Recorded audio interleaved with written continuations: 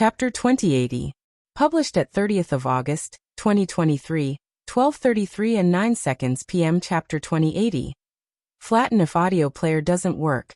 Press stop then play button again. If Lionel's greatest weakness was his small numbers, then Zavnik's greatest weakness was that he simply had too many subordinates.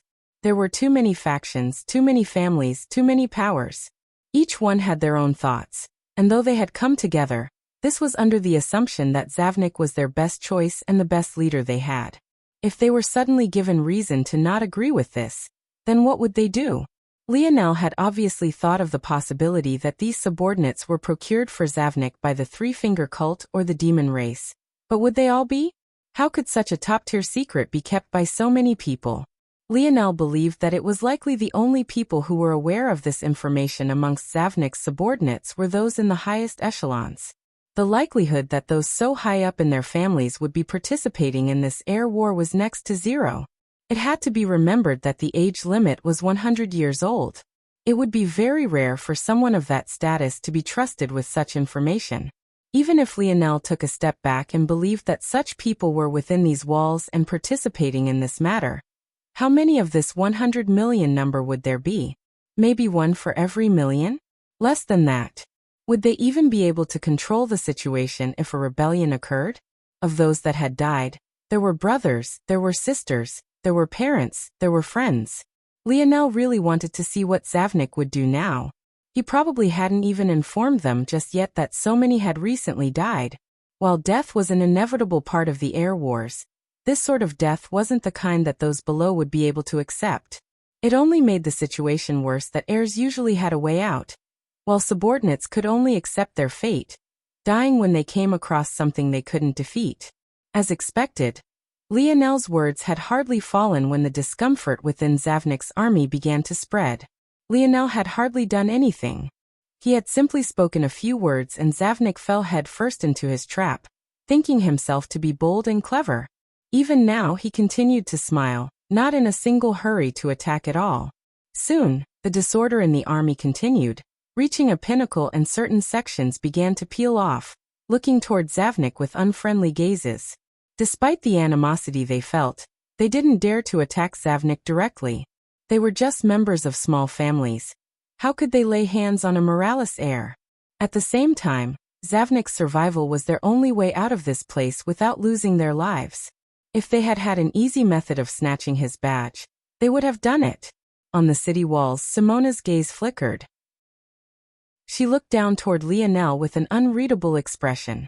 Her deepest interaction with Lionel had been in Rapak's nest. He defeated Amory with 3 arrows, defeated those variant invalids with ease, and had even carved out a path for them to escape utilizing nothing but the materials around him. He had always been unfathomable to her, but this was the first time she was truly seeing it. The Lionel she had met back then was trying to be someone he wasn't, pulling himself toward being more serious and professional. He seemed to have completed his transformation in their most recent interaction. But now, he somehow felt far more natural, far more like himself, as though a burden he had been carrying had suddenly vanished. If she knew what Lionel had gone through recently, she would have truly been rendered speechless. How could learning of such a thing relieve his burdens? Especially given how he had reacted to the news initially? Zavnik watched as his subordinates backed away from him. He didn't say even a single word, he didn't try to plead for them to stop. In fact, he hadn't even looked at them directly just yet, his eyes entirely focused on Lionel from start to finish. He had indeed had a great plan.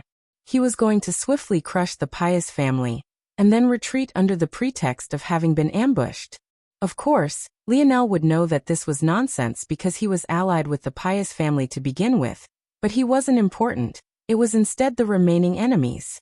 While Lionel was distracting the Seward family, and he was retreating, the Omen family might try to take advantage of the situation. Like this, Lionel would likely be assaulted by the Seward alliance, and he would be able to catch the Omen family suddenly off guard and deal them a decisive blow. Like this, he would have played all of his enemies in his palm, and he would come out on top. But now, it all seemed so silly and worthless. Zavnik finally calmed down and chuckled. He hadn't been this enraged maybe ever.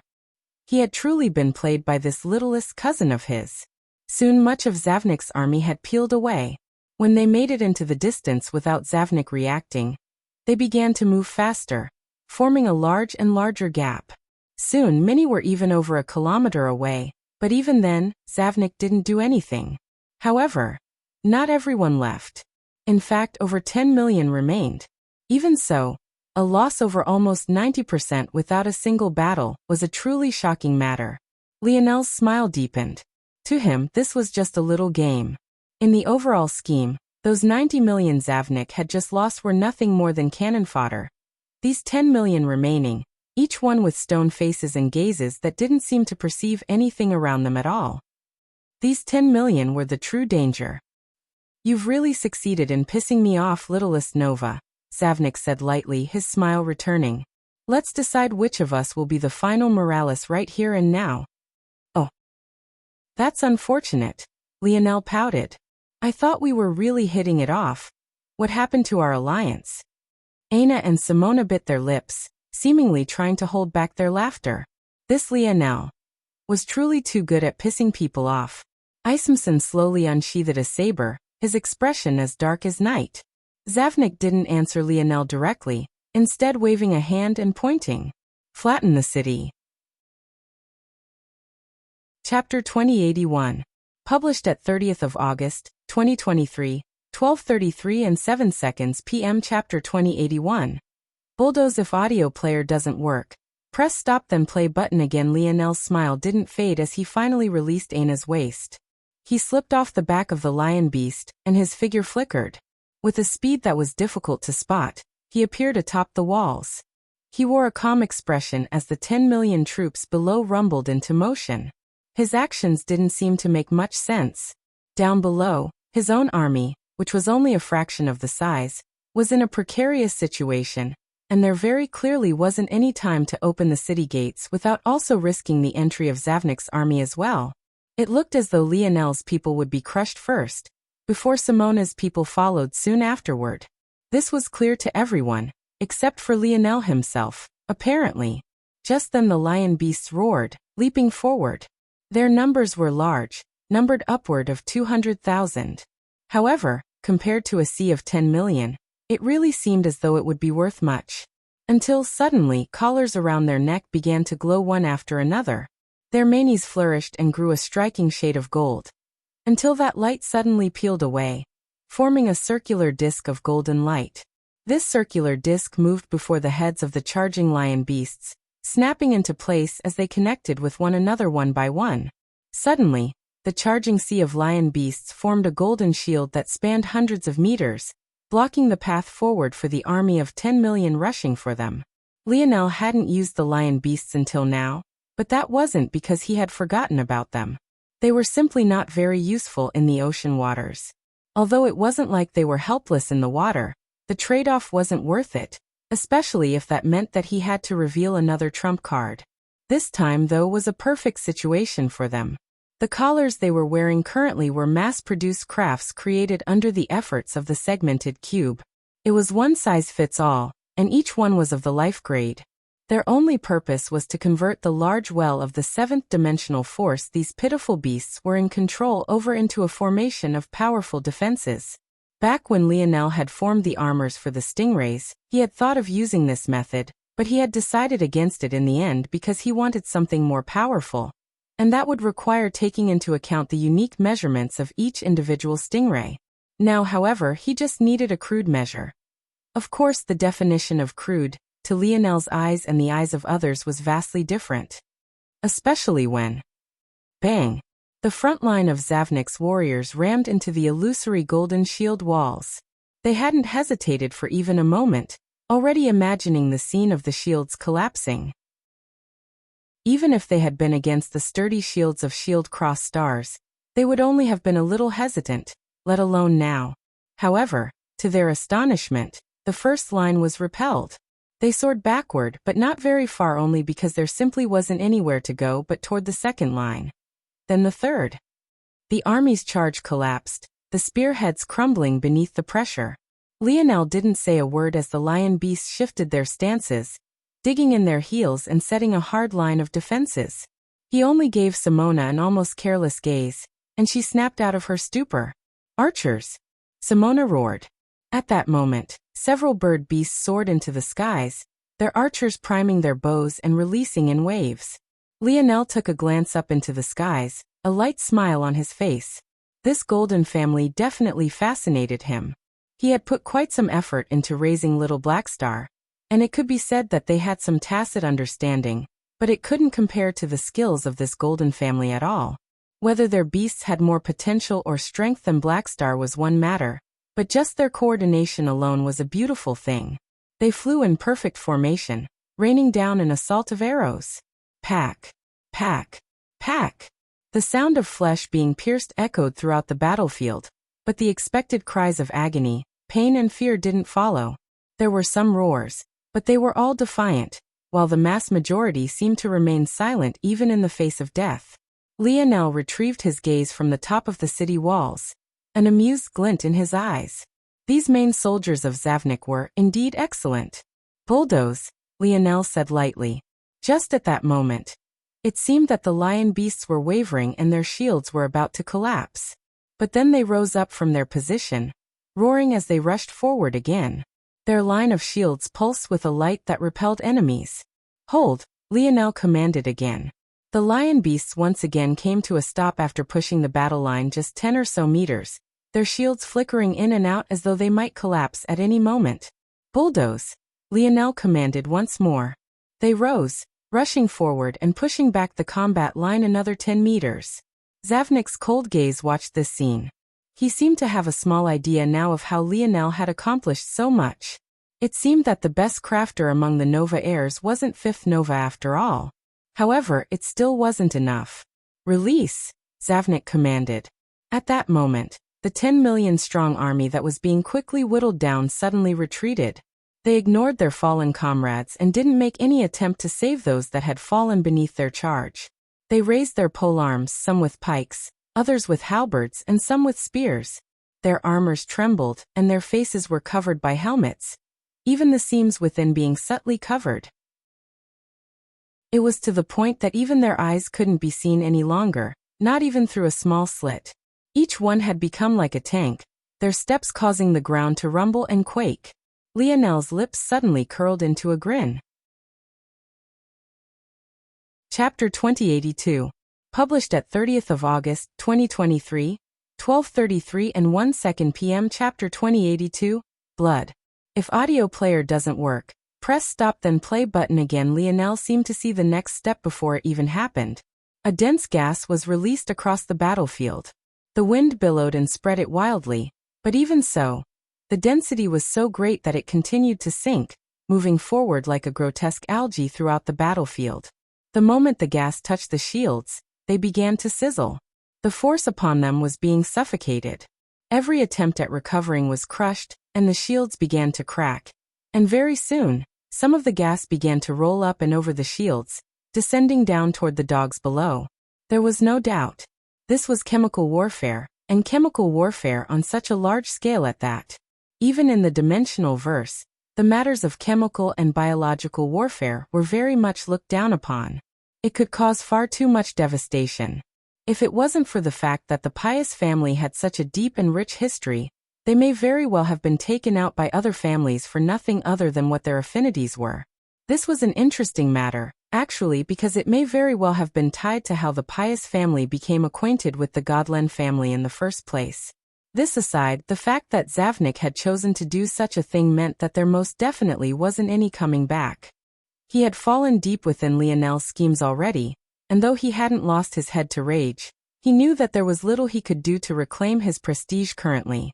What mattered most was for him to secure his victory. Everything after that mattered very little. One after another, the lion beasts began to grow ill and shaken. Their brownish furs turned gray, and then a sickly green before their bodies began to expand as grotesque tumors started to form. Then, bang! The first lion beast exploded. Thick globules of coagulated blood spread out in all directions. At the same time, a second of the shield wall collapsed and flickered, causing an even larger surge of greenery to pass through. Indeed, although Aina had a method of curing this poison, it was still a matter of time and resources. When would she have the time to concoct 200,000 such force pills? especially when Lionel had already put so much on her plate. At the same time, due to the Leo family, these beasts had had their potential squeezed out entirely. They probably wouldn't live for even another year or two as their lifespan had been dwindled in exchange for power. As such, in Lionel's eyes, even if Aina had had the time, it probably wouldn't have been worth it to extend the resources needed toward them anyway. Zavnik's sneer deepened. However, when he saw Lionel's smiling expression hadn't vanished in the slightest, his pupils couldn't help but constrict. A paranoia had taken deep root into his heart. Without even noticing, he didn't feel as though he could trust even his own judgment anymore. Everything he did, he had to double-check how Lionel was reacting to know if he had done good or not. And this sort of situation was the worst kind of leader to be in. Especially when he was right to be worried. Boom. I think you should take a look at it happen too suddenly. The beam of reddish-golden light swept out from the gap, blowing a massive hole through the dense fog, and colliding with a long line of soldiers. They didn't even have the time to react before they were blown to pieces. And before those that had survived could even register what had happened, a second explosion took place, and then a third. Each time it happened, tens of wars would fall, and the pace of the explosions only seemed to be increasing. Zavnik's eyes widened as he suddenly realized what had happened. Just now it wasn't that the shield had shattered, it had disappeared. What Zavnik hadn't known was that Lionel had never expected for these lion beasts to survive a very long time. In fact, he hadn't expected much from them at all except their death. Lionel took quite some inspiration from Aina. Back before she gained the Blood Sovereign tablet, Aina's method of using her talent was to absorb blood force to increase her strength. Life force was the energy while the blood force was the carrier. Throughout a person's life, in order to sustain their breath, blood force would use a small amount of life force at a time. Aina was able to ignore that limiter, ripping a person's entire life's worth of blood force out for immediate use. One could imagine what years of energy expended all at once could do for a person's strength. Even if it was just 1 or 2 years. Lionel had set a function in the collars those lion beasts wore to trigger upon their death. Once the poison was sensed, all of their remaining blood force would fuse with the large amount of neutral force that had formed their shields in the first place. Once they came together, they would explode out in a beam. The process was so fast and devastating that even the poison fog that could easily corrode force didn't react fast enough to stop it. Now, every single time one of those beasts fell, it was as though they were taking down dozens within them. Zavnik was watching his army fall in real time, his eyes nearly bulging from their sockets. He could accept the loss of the other 90 million, but this 10 million were his core, the foundation of his strength. It had taken a great deal of effort to raise them up. Retreat! Zavnik roared. He couldn't stop himself anymore. He leapt up with such ferocity that the wooden carriage beneath him exploded into countless pieces. He pulled out a spear and shot into the skies, rushing toward Lionel like a madman. He had to stop this, he couldn't continue to be played like this. He wanted blood. Chapter 2083. Published at 30th of August, 2023, 12:32 and 59 seconds p.m. Chapter 2083. Much more interesting if audio player doesn't work. Press stop then play button again. Whoa whoa whoa. Lionel raised up his hands. Why all of this animosity? Suddenly, Lionel's hands shifted, and he pointed his 2 forefingers up to the sky as he shook his head. He looked as though he was reprimanding Zavnik for being too reckless. What was this? He was still the leader. How was it helpful for him to get so hot-headed? Rumble. Zavnik only now seemed to realize that there was a storm brewing in the skies. The gloominess of the earlier atmosphere made it easy to ignore. Plus it hadn't mattered to him much if it rained or not. What difference did it make? But once again, seeing Lionel's smiling expression, he began to rethink his whole life. He double-thought and triple-thought through things, his self-doubt creeping up from all corners. He roared into the skies, his frustration reaching a breaking point as he thrust his spear forward. He seemed to cleave the skies in two, a truly devastating attack that almost threatened to disperse the coming storm above. He didn't seem to care about anything anymore. If he couldn't guess what Lionel would do next, he would just crush it with brute strength. What good were schemes in the face of absolute strength? Unfortunately, in his rage, he seemed to have forgotten that Lionel had the spear domain ring. And, even if he hadn't, what good was a spear in the face of a true spear sovereign? The powerful attack that caused the sky and earth below to split suddenly dissipated when he entered the range of Lionel's absolute domain.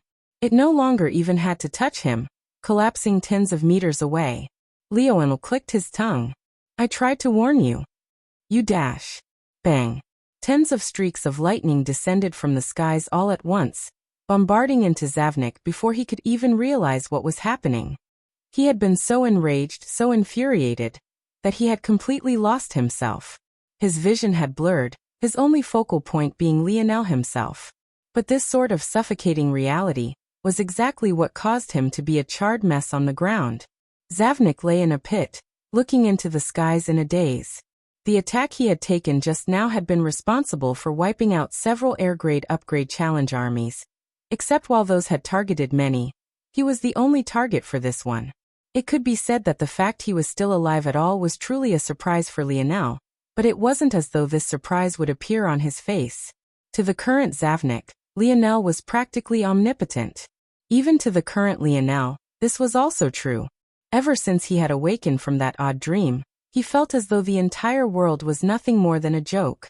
He didn't even have to put much effort into crushing his so-called enemies. It only took a few words and Zavnik had become clay putty in his hands.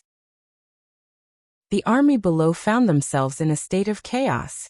Their commander's life and death were unknown to them, and they were now being crushed by wave after wave of what could only be described as suicide bombings. It was truly unlike anything they had ever experienced before. Under Zavnik's rule, they couldn't remember ever losing. Even against the best geniuses of the human domain, they had always had the utmost confidence. They couldn't believe they were losing to a youth they had hardly given any regard to in the past. The worst part was that he hadn't even lifted a finger. From start to finish, he had only said some words and then pointed to the sky, and now they were actually in this sort of situation. Suffocating. It was a word that came up again and again, but it was the complete reality. I think you should take a look at the members of Zavnik's army, or rather those that had once been a part of it, had retreated far into the distance. Many had escaped outright, looking for places to hide.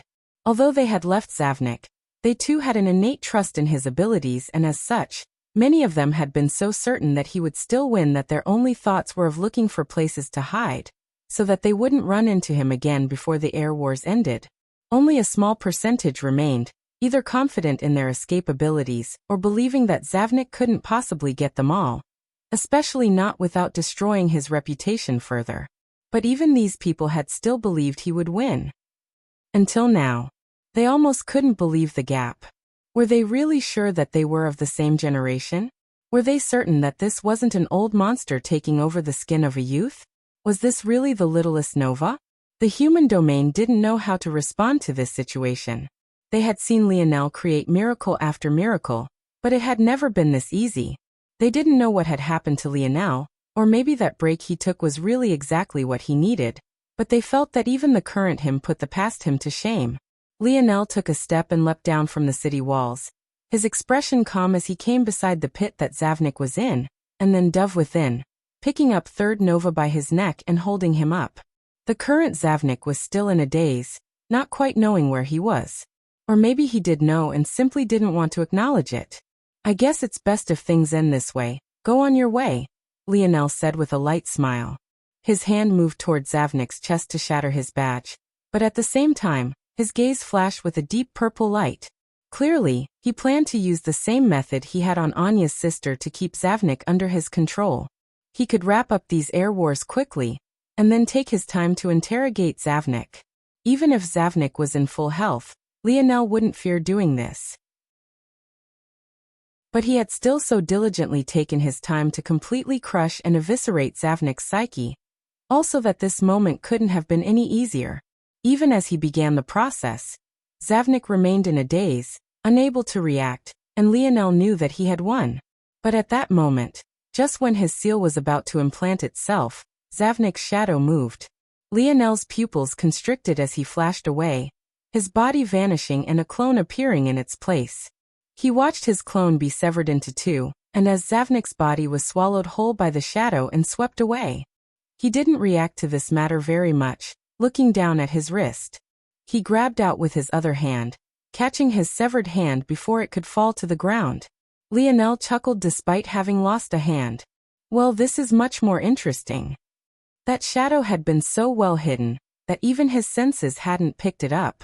But as well concealed as it was, its speed was even more impressive. His reaction speed was practically second to none, at least within this generation, and he didn't believe that anyone could get by Ancestor Hito's rules. But he had actually still lost a hand. Interesting indeed. Chapter 2084. Published at 30th of August, 2023, 12:32 and 56 seconds p.m. Chapter 2084. Not bad if audio player doesn't work. Press stop then play button again. A large surge of light force took shape and, instant recovery, was cast once more. Lionel attached his hands to his wrist, and they seemed to seamlessly fuse in an instant, without even the slightest effort. He was in perfect condition just a few moments later. He thought back to that shadow and couldn't help but have several thoughts about the matter. Was that a shadow sovereign ability? It wasn't impossible, though it felt slightly different. This was especially so the three-finger cult seemed to have a fascination with shadow sovereigns to begin with. They definitely had the highest concentration of such experts in the whole of the human domain. Lionel shook his head and looked toward Aina. Is it enough? Aina took a gaze at the still flowing cloud of poison, and shook her head. It's way too much. Lionel laughed. That was a good thing. It was better to have too much than to have too little. This made things much easier, and the amount of effort Aina would need to put in was much less. It was just unfortunate they had traded in the lives of so many lion beasts for this result. The Skies family and Oryx family only had worshipful gazes. They hadn't known all of Lionel's plans, but seeing everything go so smoothly made them feel that it didn't matter much. They hadn't even been forced to put their lives on the end. All of them had been there when Lionel had spoken to Zavnik, and many of them had even been skeptical about what it was that Lionel was trying to accomplish by handing over so much information. But seeing that even such a thing had worked out for them perfectly in the end, there was simply nothing that they could muster aside from deep admiration at this point. It felt like they were witnessing the rise of an emperor.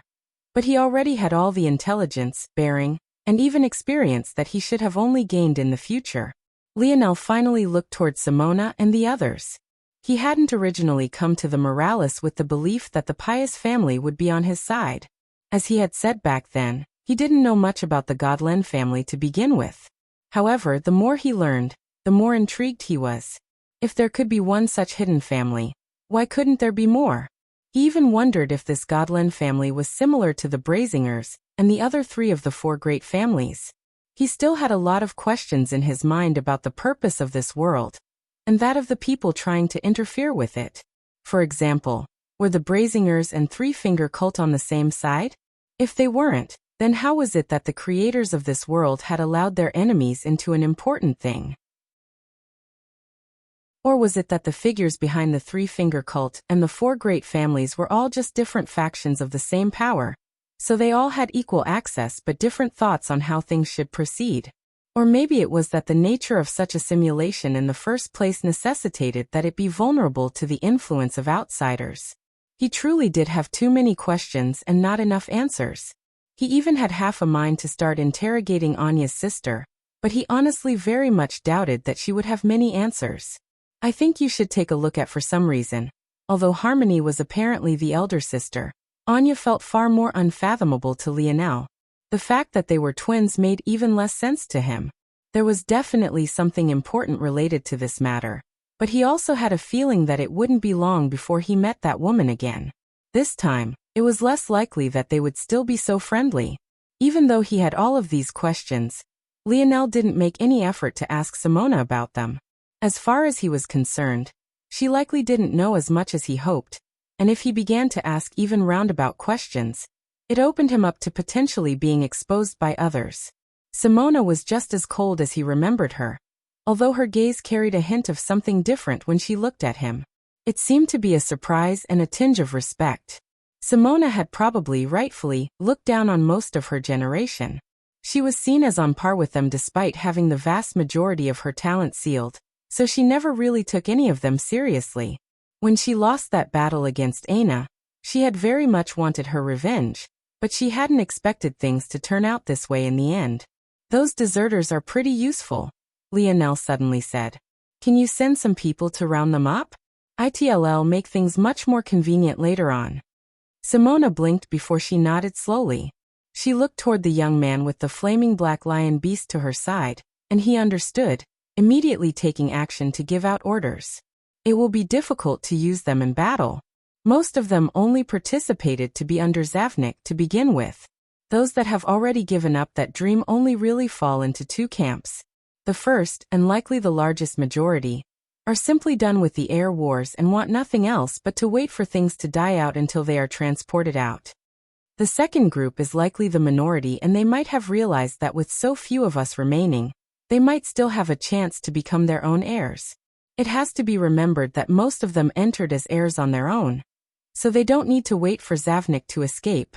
Of those that remain, they probably just want to maintain some of their face, or see if they have a chance at becoming the ultimate winner. Lionel chuckled when he heard Simona's analysis. That's not bad analysis indeed. You're missing something though. Chapter 2085.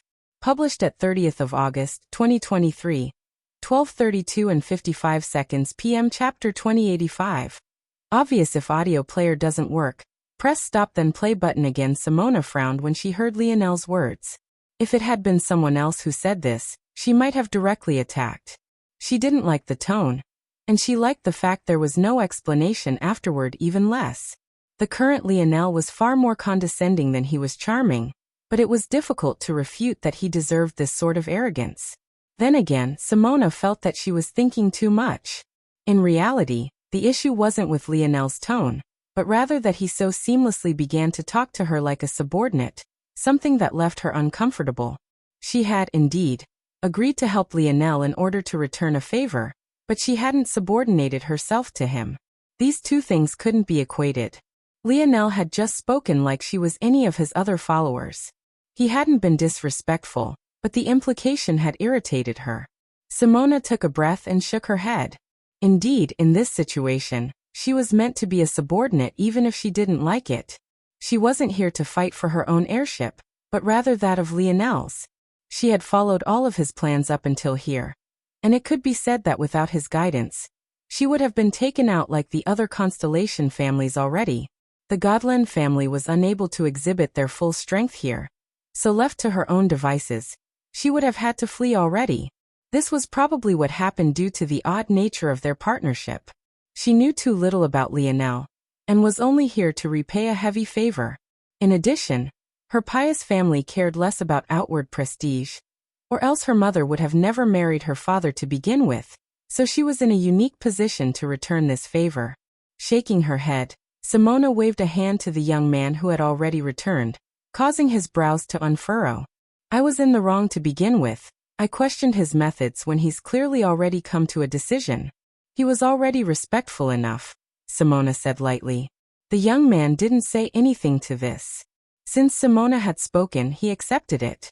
Even if he had felt that she was wrong, he wouldn't have voiced it. That didn't sound very smooth, Aina suddenly said when Lionel returned to her side. This not explaining things habit of yours will get you into trouble. Lionel smiled. It's not too big of a deal. Whether she's on board or not doesn't make much of a difference to me. Lionel could have asked the Oryx or the Skies, or better yet Aina and the others to round up the 90 million that had escaped, but he hadn't. Instead, he had gone out of his way to ask Simona to do it, and that was to draw a clear line. That look that Simona had given to the young man with the black flaming lion was all Lionel needed to see. If he was going to command people, he needed them to be perfectly in sync with him. Those that thought they could do things better were only a liability and nothing more. I think you should take a look at this was also why during the battle, he had only asked for a minor amount of help from Simona, enough that it wouldn't be too obvious that he was making a statement, but also little enough that it would be obvious to them that he hadn't come on bended knee for their assistance. The peculiarity of their relationship lent itself to this sort of outcome. Lionel was very good at reading the intentions and emotions of others, so it wasn't something that escaped his grasp in the slightest. The hard truth was that from an outside observer's perspective, Lionel had done very little to end up with a lot. No matter how important the little puppy was to Simona, he hadn't even known that when he came across it, and the puppy could have easily been found by anyone else. Of course, there were other matters about that event that made Simona endlessly grateful, like the fact he hadn't sacrificed the puppy at the altar of his speedy progression and increase in strength. But humans were also interesting creatures. It was all too easy for gratitude to turn to complacency, and complacency to turn into disdain. If you did too much for someone, they could very easily take your kindness to just be a matter of fact, and regardless of how helpful Lionel had been to restoring her future potential, it was a fact that it was still something that anyone could have done. Human nature could easily ignore the deeds of the extraordinary if it happened too often, let alone when the deed wasn't very extraordinary at all. But at the same time, Lionel's grasp of human nature was extremely profound. He had targeted the problem before it even truly became one. Now, whether Simona would remember that and take it into consideration moving forward, he didn't know. That much would be up to her. But like he said, he didn't really care much either way. If she didn't know what was best for her, or if her godless or pious family wanted to stand up for her, then in his eyes, the result wouldn't be very much different. It would only mean one extra buried enemy. Nothing more, nothing less. So then what do you actually want to do with them, then? Aina looked at Lionel. Clearly, she had no intention of letting him skirt off like Simona had. If not, she had a few strong waist pinches in store.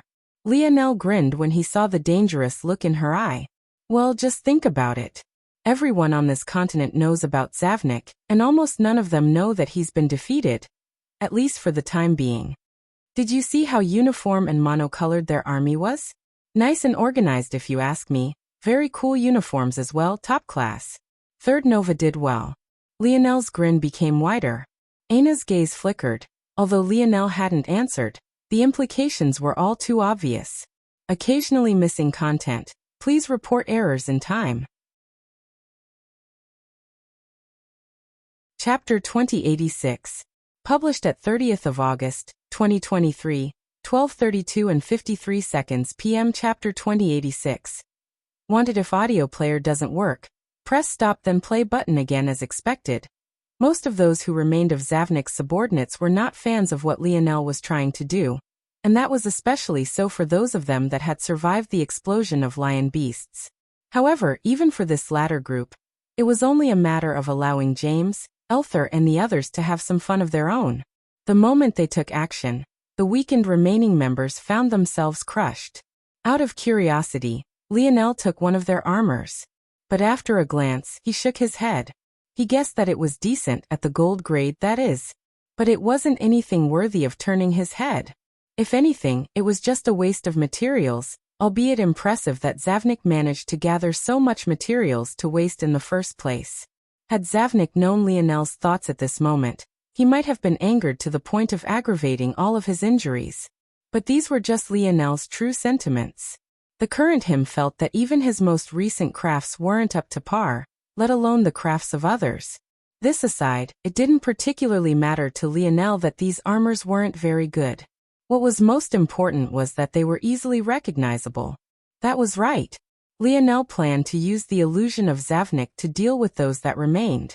After he finished, it would be about time to have the final battle between himself and Amory. The first he had lost, the second he had won, and this third one would conclude the saga. Although his expression didn't seem to show much, he could still remember that day all too clearly. Lionel's gaze flickered with something unrecognizable, his lip curling. Suddenly he moved, vanishing.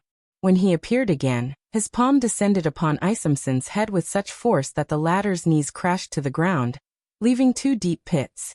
Isomson couldn't even resist. He grit his teeth hard, but there was simply no fighting against it. Although he was outwardly enraged, his heart itself was palpitating. He had never thought that Lionel's individual strength was actually so great. From beginning to end, it had felt like he had relied on nothing more than his mind. It was to the point that Isomson hadn't even reacted to Lionel's movement, not believing that the latter would dare to react. This sudden change didn't catch just him off guard, but the others who had been rounded up as well, not to mention the members of the Pious and Godlen family that were observing from the city walls. Their expressions all changed. One moment, Lionel was smiling, and in the next he had released an explosive energy they were certain over 90% of them couldn't hope to counter. And that was despite him not having stepped foot into the 7th dimension yet. "Don't glare at me," Lionel said with a smile.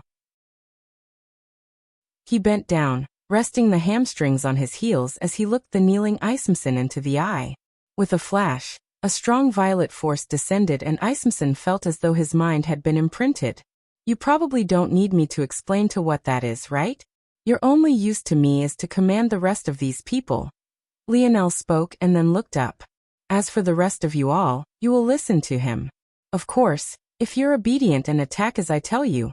Those of you that survive I won't touch.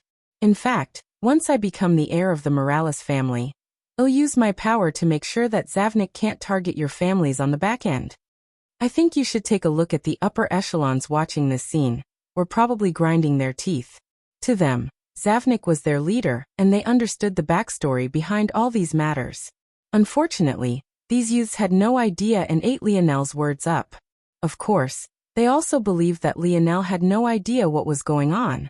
If they knew that he was well aware, their teeth might very well shatter from grinding so much. The fact he knew made this matter all the more sinister. Hearing Lionel's words, the rounded-up subordinates slowly nodded. Those of them that had had hopes of becoming the new winners realized how foolish their thoughts had been. They had been crushed with just a little effort on Simona's part. How could they have lasted until the end? Lionel himself hadn't even made a move. In their eyes, Lionel was of course the greatest threat. The Pious family didn't compare to the Morales family, and it was Lionel who had crushed Zavnik's army with just a few words and schemes. So the fact that it was Simona and not Lionel that crushed them made them give up all of their dreams before they could even manifest. As for those that had just wanted to last until the end and survive, Lionel's words about protecting their families were the greatest lure. Once again, just with a few seemingly minor and unimportant decisions, Lionel had dealt with the situation perfectly, gripping onto the weaknesses of both groups with just a single action. "Good," Lionel said with a light smile. "Your task is simple. The only thing you'll do is attack the spiritual's religion, just like you planned to do originally." The expressions of many changed. Without the backing of Zavnik, and considering the fact most of their best elite troops had been crushed, this was practically suicide. However, in the end they could only grit their teeth.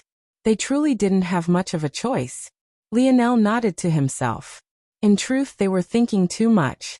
It was precisely because Zavnik wasn't present, and the elite troops were nowhere to be seen that they would survive. What would one think if an easily recognizable army suddenly appeared without their centerpieces? Wouldn't they be wary? Wouldn't they be hesitant? Wouldn't they be on a constant lookout for where Zavnik might appear? And that was exactly what Lionel wanted. Chapter 2087. Published at 30th of August, 2023, 12:32 and 51 seconds p.m. Chapter 2087. Whetstone. If audio player doesn't work, press stop then play button again. The Seward family had been very silent in this span of time. It could even be said that they were quite silent throughout the air wars. Amory hadn't seemed to be very interested in expanding his territory, and he hadn't even made much headway toward the ocean.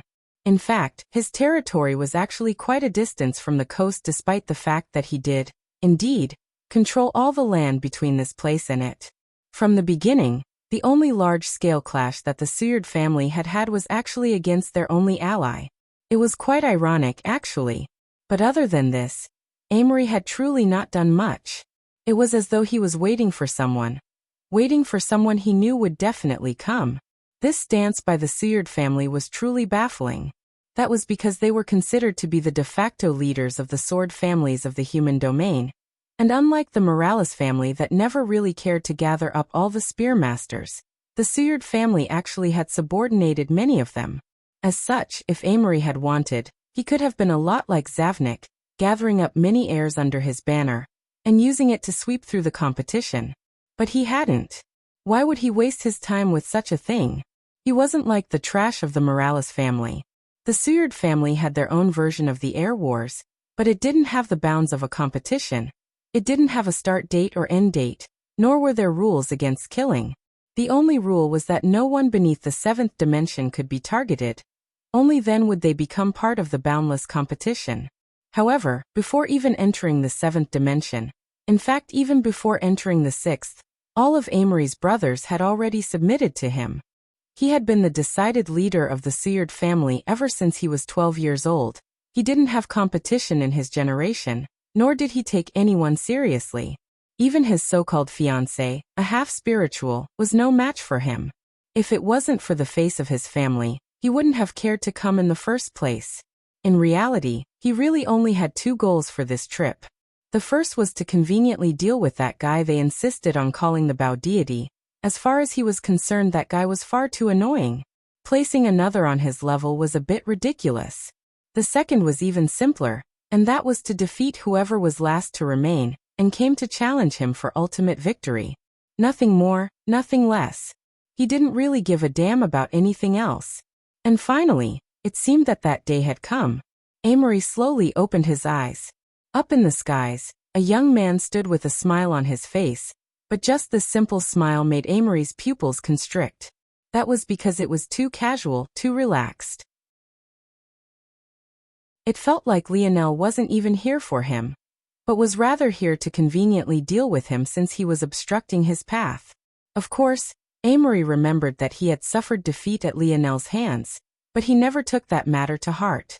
As his grandfather had said, there was no room for excuses, so he would willingly allow Lionel that victory, but that didn't mean that he had to take the man himself seriously. Back then, Lionel had used a treasure bow to increase his bow force usage. In truth, Amory could have disregarded that usually as well, if it wasn't for the fact most of his strength was sealed away while suppressing the tribulation. Knowing this, it was only natural that he didn't take Lionel seriously. In fact, he hadn't even thought that Lionel would be among the last standing. Amory slowly stood to his feet. I think you should take a look at. He stood within the top floor of a tower. While the others did, this floor in particular didn't have glass windows, opening them up to the weather. The window billowed as he took a step forward, appearing in the skies as well. He didn't seem intent on drawing his blade. Looking at Lionel's calm smile despite how close he was, Amory's expression remained placid. Even against a seventh-dimensional existence, at this distance, it would only take a thought for Amory to kill them. Suddenly, shing! The howl of a sword echoed and the violence of a sharpening blade split the skies. A rotating cyclone of sword force formed in an instant. It was so fast that its manifestation wasn't seen. However, roar! The spiraling manifestation of spear force formed just as fast, rotating around Lionel's body and clashing with Amory's cyclone. Two young men stood in the skies, their force grinding against one another. It looked as though two mighty golden hurricanes had formed in the skies, creating two eyes of the storm that shredded everything in their path apart. The entire city was thrown into disorder. Members of the Sina family and the other lower-level sword families, along with members of the Seward family, had already been alerted to Lionel's arrival long ago.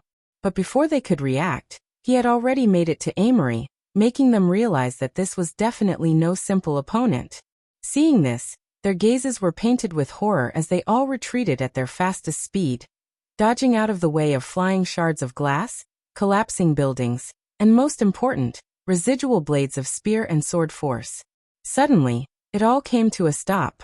Amory's robes fluttered as Lionel's linen shirt threatened to fly from his body, clinging against his torso with such force under the harsh winds that every peak and crevice of his chiseled physique could be seen. Amory was silent. Of all the things he had thought would happen, he would have never guessed that Lionel's spear force would actually be on the same level as his sword force. No. Technically, he was a level below. He had already formed seventh-dimensional sword force, but he could actually only be equal to Lionel's sixth-dimensional spear force. Without a word, Amory slowly pulled out two swords, his gaze tranquil. Those days he spent in the tribulation were some of the best days of his life. He had simply never met anyone on his level before. He had faced a bottleneck in his sword force for too long. It was about time a whetstone came to him. Urdial notes.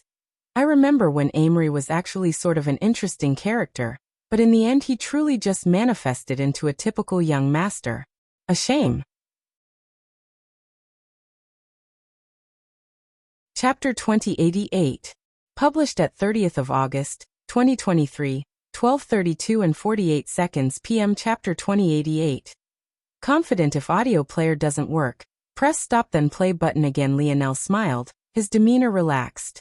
You seem to be quite confident. Amory looked into Lionel's eyes. It was hard to tell what he was thinking.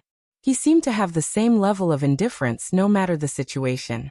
Back when he was defeated in Lionel's hands, he had the same casual expression. After a brief instant of suppressing his lineage factor from activating, he reacted quite normally. In truth, his reaction was quite muted. It had to be remembered that his goal from the very beginning was the egg. Unlike Lionel, he had every intention of taking on the Shadow Sovereign lineage for himself. Such a thing would have given him 3 lineage factors, placing him beyond almost anyone who had ever existed. Not only that, but all 3 of his lineage factors would be exceptionally powerful. But that had been snatched from him. The fact that he had decisively left and managed to rein in his temper, even to the point that he didn't even bother to target Lionel personally after that event, although there were definitely opportunities to do so, went a lot toward showing Lionel exactly the kind of person this man was. However, it was also precisely this sort of attitude that Lionel wanted to knock down a peg. Not targeting him afterward was a sign of clear disregard. He simply hadn't cared enough about Lionel to do so. And even now, he seemed to think that it would be a simple matter to take a step forward. In Amory's mind, it was only right that Lionel had grown to this point. Lionel had been under a lot of pressure, forced to grow faster, otherwise he might very well lose his life. As for him, he had never been under such pressure in his life. Every challenge he had come across, he had always shattered with just a single swing of his sword. He hadn't faced any sort of adversity, and yet he had grown to this point. The truth was that he very much hoped that Lionel was as powerful as he seemed. Maybe in this lifetime, he could finally have a real challenge. He had had a taste of that during his tribulation. He had come across all sorts of powerful existences that pushed him to his limits, and his growth then was far beyond anything he had ever experienced in the human domain. However, it had already been a small while since then. It was about time he had a second. Lionel didn't seem to expect Amory to respond, nor did he care to listen to his response. Instead, he looked down toward the ring on Amory's finger. That ring, I have someone who would be far better suited for it. I'll be taking it off your hands today. Lionel said these words without the slightest hint of emotion in his tone. His smile had entirely vanished. Nothing but the vacant depths of his eyes staring forward, as though an endless abyss was hidden within. He returned Amory the words that he had said all that time ago. That day he had nearly lost his hand, and if not for Anastasia's awakening, his path of crafting may have been cut off forever, or at the very least crippled. Lionel didn't take very many things seriously, but what he absolutely abhorred was disrespect. I think you should take a look at respect and persistence. These were the 2 things that he had built his life upon. And whenever he didn't receive the sort of reciprocation he believed that he deserved, the only thing he felt was a bubbling up of fury. His body flashed with a blinding bronze aura, his divine armor clicking into place.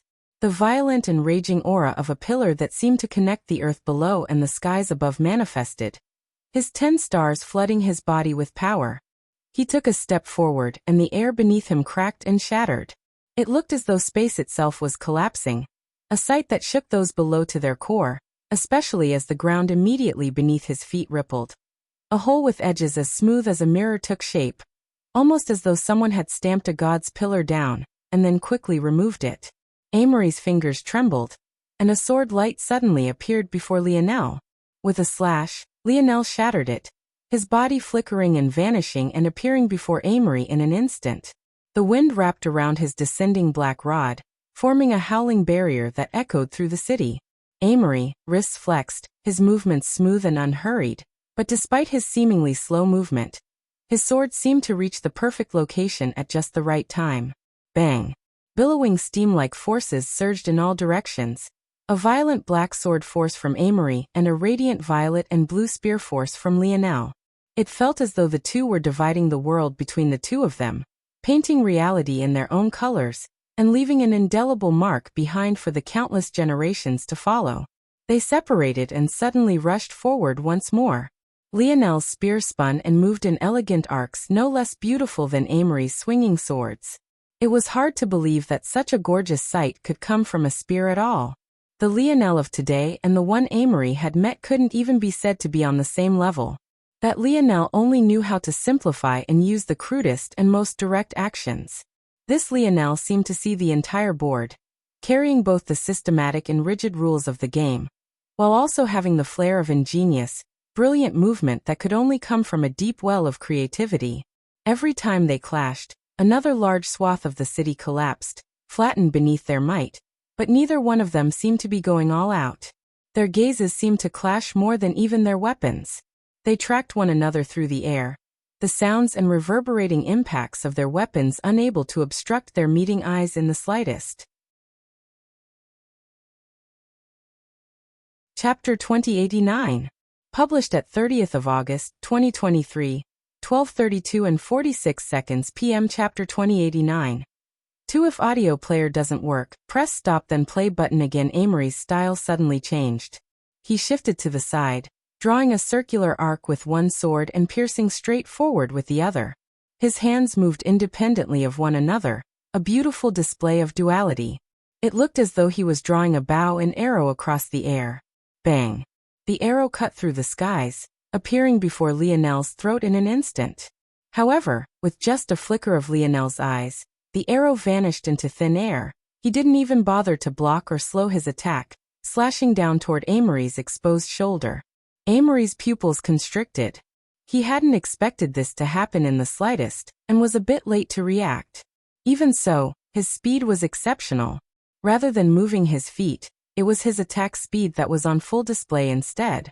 The sword that had been drawing the body of a bow through the air continued its elegant arc, slipping the side of Lionel's spear body, and parrying it off to the side.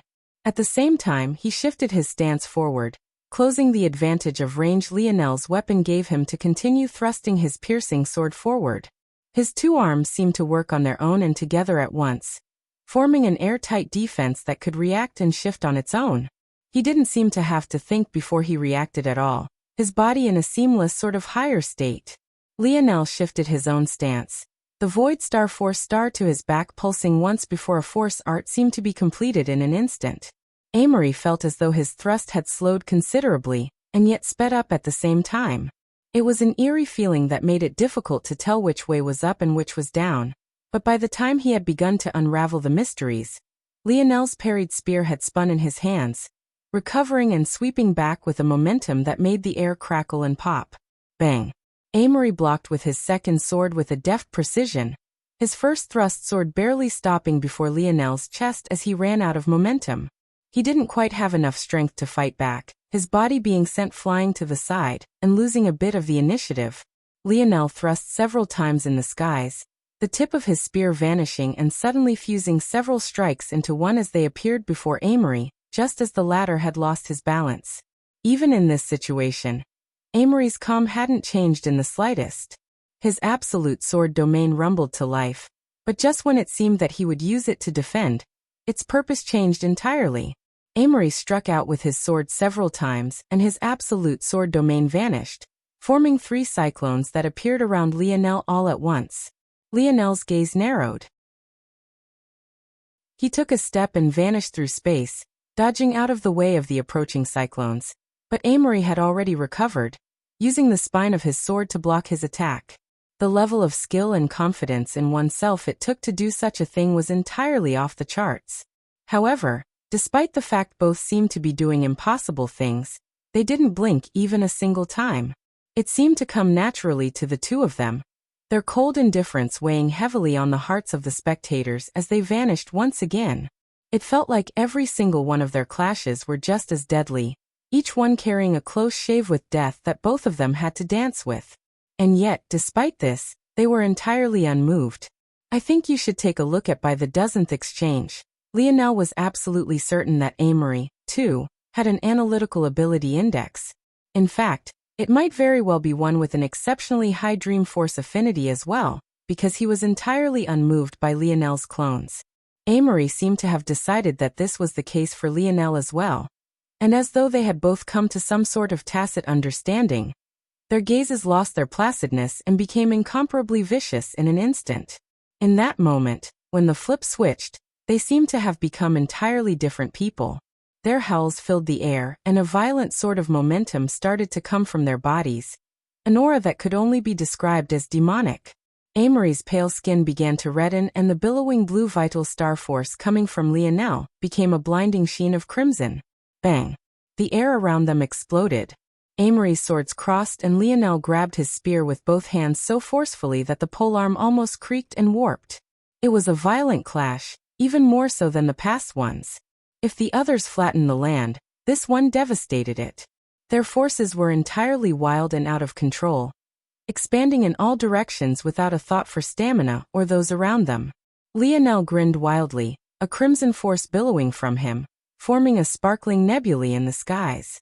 It felt as though he had become the center of his own universe.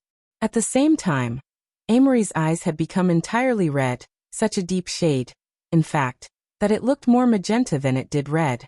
His long hair whipped about wildly with such fierceness that it almost looked as though they wanted to fly away on their own. Veins popped up across their bodies, Amory's exposed and Lionel's hidden beneath his divine armor. Their momentum rose like a tide, and suddenly, two gems on the back of Amory's hands began to glow with their own light. One was such a deep jet black that if not for the surge of crimson, it would have been impossible to spot in the first place. The other could only be described as bloody. Its light was incredibly heavy and almost liquid, dripping down his hands and fingers. Even in his current state, Lionel recognized them immediately. Innate nodes. Not just one, but two. Chapter 2090. Published at 30th of August, 2023, 12:32 and 45 seconds p.m. Chapter 2090. Born if audio player doesn't work. Press stop then play button again. Innate nodes were incredibly rare. So much so that it was practically well accepted that only the spirituals race could produce them. Even when humans formed them, they were usually exceptionally low-level innate nodes. Someone like Lionel, who not only had one, but one of exceptionally high quality like the Scarlet Star Force innate node, was entirely unheard of. Even so, even Lionel didn't have two innate nodes. Although he technically had three right now, one of them was regrown, the second was taken back from the one who had stolen it from him in the first place, and the final one was snatched from one of his enemies. The fact that Amory had not just one, but two himself, and in such a perfect location for himself at that, was something that maybe only the highest echelon members of the Seward family had been aware of. And that was because Amory had simply never needed to use them against those of his generation. At that moment, the winds howled. Spiraling cyclones of force formed around Amory's swords, one wrapped in a deep, abyssal black light, and the other looking as though it had been coated in blood. The black force, there was no doubt in Lionel's mind, was definitely dark force. This wasn't a low-level innate node at all. Dark and light force were considered to be above most elemental forces, and only below forces like dream and star force. The fact that Lionel had had a light force affinity had already been a shocking matter to the people of Earth back when the metamorphosis had just descended, and that was the location with the greatest concentration of talent in the entire human domain. If he had been exposed to have a light force innate node, the reactions wouldn't have been so muted. But then there was that odd liquid red force. It looked almost like blood at first gaze, and Lionel had truly thought it to be a blood force innate node. However, the longer he observed it for, the more he felt that this was probably not the case. There was something different about this force. It seemed to carry a hint of water force, another hint of earth force, and a final hint of life force. That was when it hit Lionel. He had only vaguely heard about this force, and that was only after he had gone through the entirety of the Void Library. If not for this, he might not even recognize this force, much like he hadn't recognized breaking force back then. This was Gaia force. This odd fusion of water, earth and life force was precisely Gaia force. Its abilities were extremely enigmatic. Not only could it be extremely heavy, but it could borrow power from the earth and that of large bodies of water. This borrowed power would become the strength of the user, an almost infinite well of strength. Lionel was absolutely certain that it had more abilities. Abilities likely related to why Amory had actually dared to use the imagery of a bow and arrow to attack him earlier. This wasn't for certain, but what was absolutely certain was the fact that this Gaia force was most definitely a high-level force, a force on the same level as Scarlet Star Force without a doubt. It seemed that this was likely the reason the spirituals' religion had agreed to marry their demigoddess to him. Is that so? Lionel said lightly, his grin becoming wilder. 2 innate nodes? I have that too. Boom. Lionel's aura exploded forth like a collapsing star. His innate nodes began to glow with such force that they shimmered through his divine armor. But just when it seemed that his Scarlet Star Force would burn through, something changed. His armor trembled, its crevices beginning to glow with a crimson light. Just when the crimson light was about to take over entirely, a silver-gold light flowed to meet it. 2 vein patterns, one red-gold, and the other silver-gold, met and intertwined in a beautiful sort of dance. I think you should take a look at his Tier 1 armor was made of materials too weak to enter this state, but who had said that he had shown everything his Tier 2 armor could do? Amory and Lionel stood off across from one another, their auras reaching their peak. At that moment, on the outside, sitting as the observers, the Seward family stood to their feet. They had all felt that this matter would only end in one way. But they had never expected that even before the battle could ramp up, Amory had brought out one of his greatest trump cards so casually. He hadn't been pushed into a corner, his stamina wasn't running out, he hadn't even been injured yet, and yet he had chosen to make this move. There was only one explanation for why. He felt that Lionel was an equal opponent, and an opponent that he should go all out against before he lost the chance to. When they reached this conclusion, they felt that it was too difficult to accept. That was because there was only one person who was on such a level. And that was precisely the #1 queen beauty of this generation. The spiritual religion heiress. How could there be a second? Even with all of this said, Lionel and Amory seemed to have forgotten about the world all around them. As the skies collapsed and the ground crumbled, they stood in silence for just a moment before they clashed. Their speeds were so fast that their afterimages seemed to still be standing in the air, having not moved at all. In fact, their afterimages had yet to even fade by the time they returned to their same exact locations, blood trickling from both of their lips. Horns began to slowly grow from Amory's forehead as 3 tails extended from Lionel's back, growing so large that their swinging motion stirred the clouds in the sky. A silence fell. Bang! The aftershock of their exchange finally exploded forth, leveling the entire city to the ground. The human domain watched with rapt attention. Just how many trump cards did these 2 youths have? But most importantly, the spear deity seemed to have been born in that moment. Chapter 2091. Published at 30th of August, 2023. 12:32 and 43 seconds p.m. Chapter 2091. Impenetrable by wind. If audio player doesn't work, press stop then play button again. Lionel's spear was surrounded by a spiraling red gold and silver gold light. It wrapped around it tightly, dancing as though they had minds of their own. His arm and his spear seemed to have become one. By extension, his armor and his spear seemed to have likewise fused into one. The phantom of a roaring panda barely took shape, his 3 long fox tails continuing to stir the clouds in the skies. Across from him, Amory seemed to have grown a size, towering to over 7 feet. His horns were menacing, and the depths of his crimson eyes looked as though one was staring into the depth of an erupting volcano. His swords trembled slightly under the tightness of his grip, one dripping with a viscous force that looked no different from streaks of thick blood, and the other emitting plumes of endless dark force so dense that the shape of its body was impossible to spot perfectly.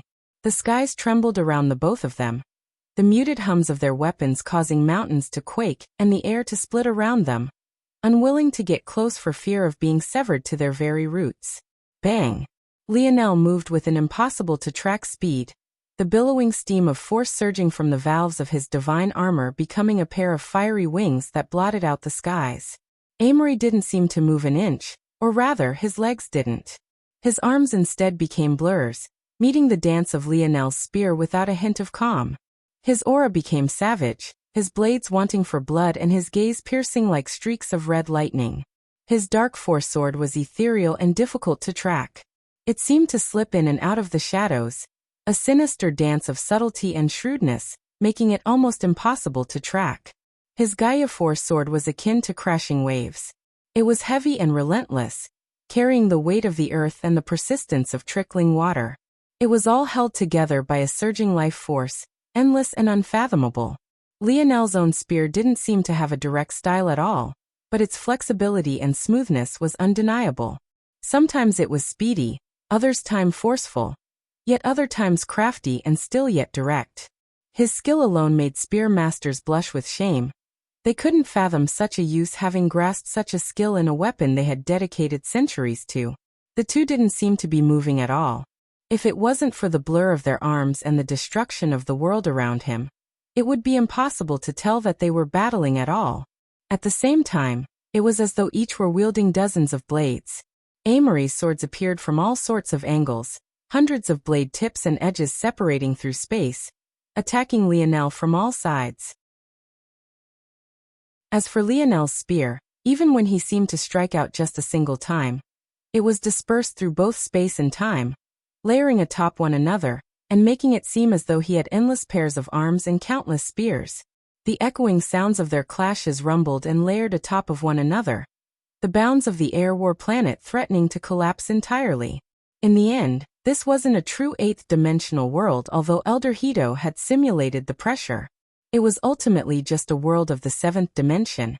And whether it was Lionel or Amory, I think you should take a look at both of them were true sovereigns.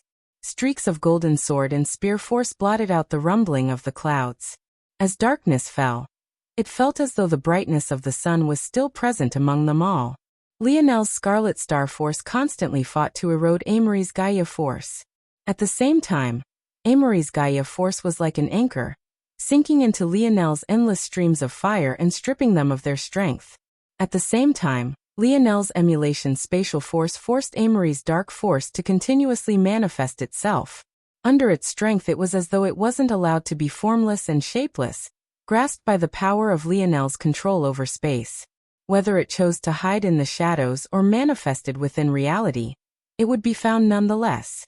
Only the ancestors seemed to realize that the battle of this pair of sword and spear sovereigns were occurring both in reality and within the void.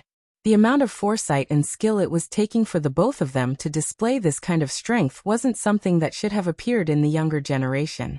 Amory's wrist twisted, his dark force sword suddenly losing all form. It wasn't just the force, but rather the blade itself that had vanished. In that moment, it became clear that Amory's sword was actually of the life grade.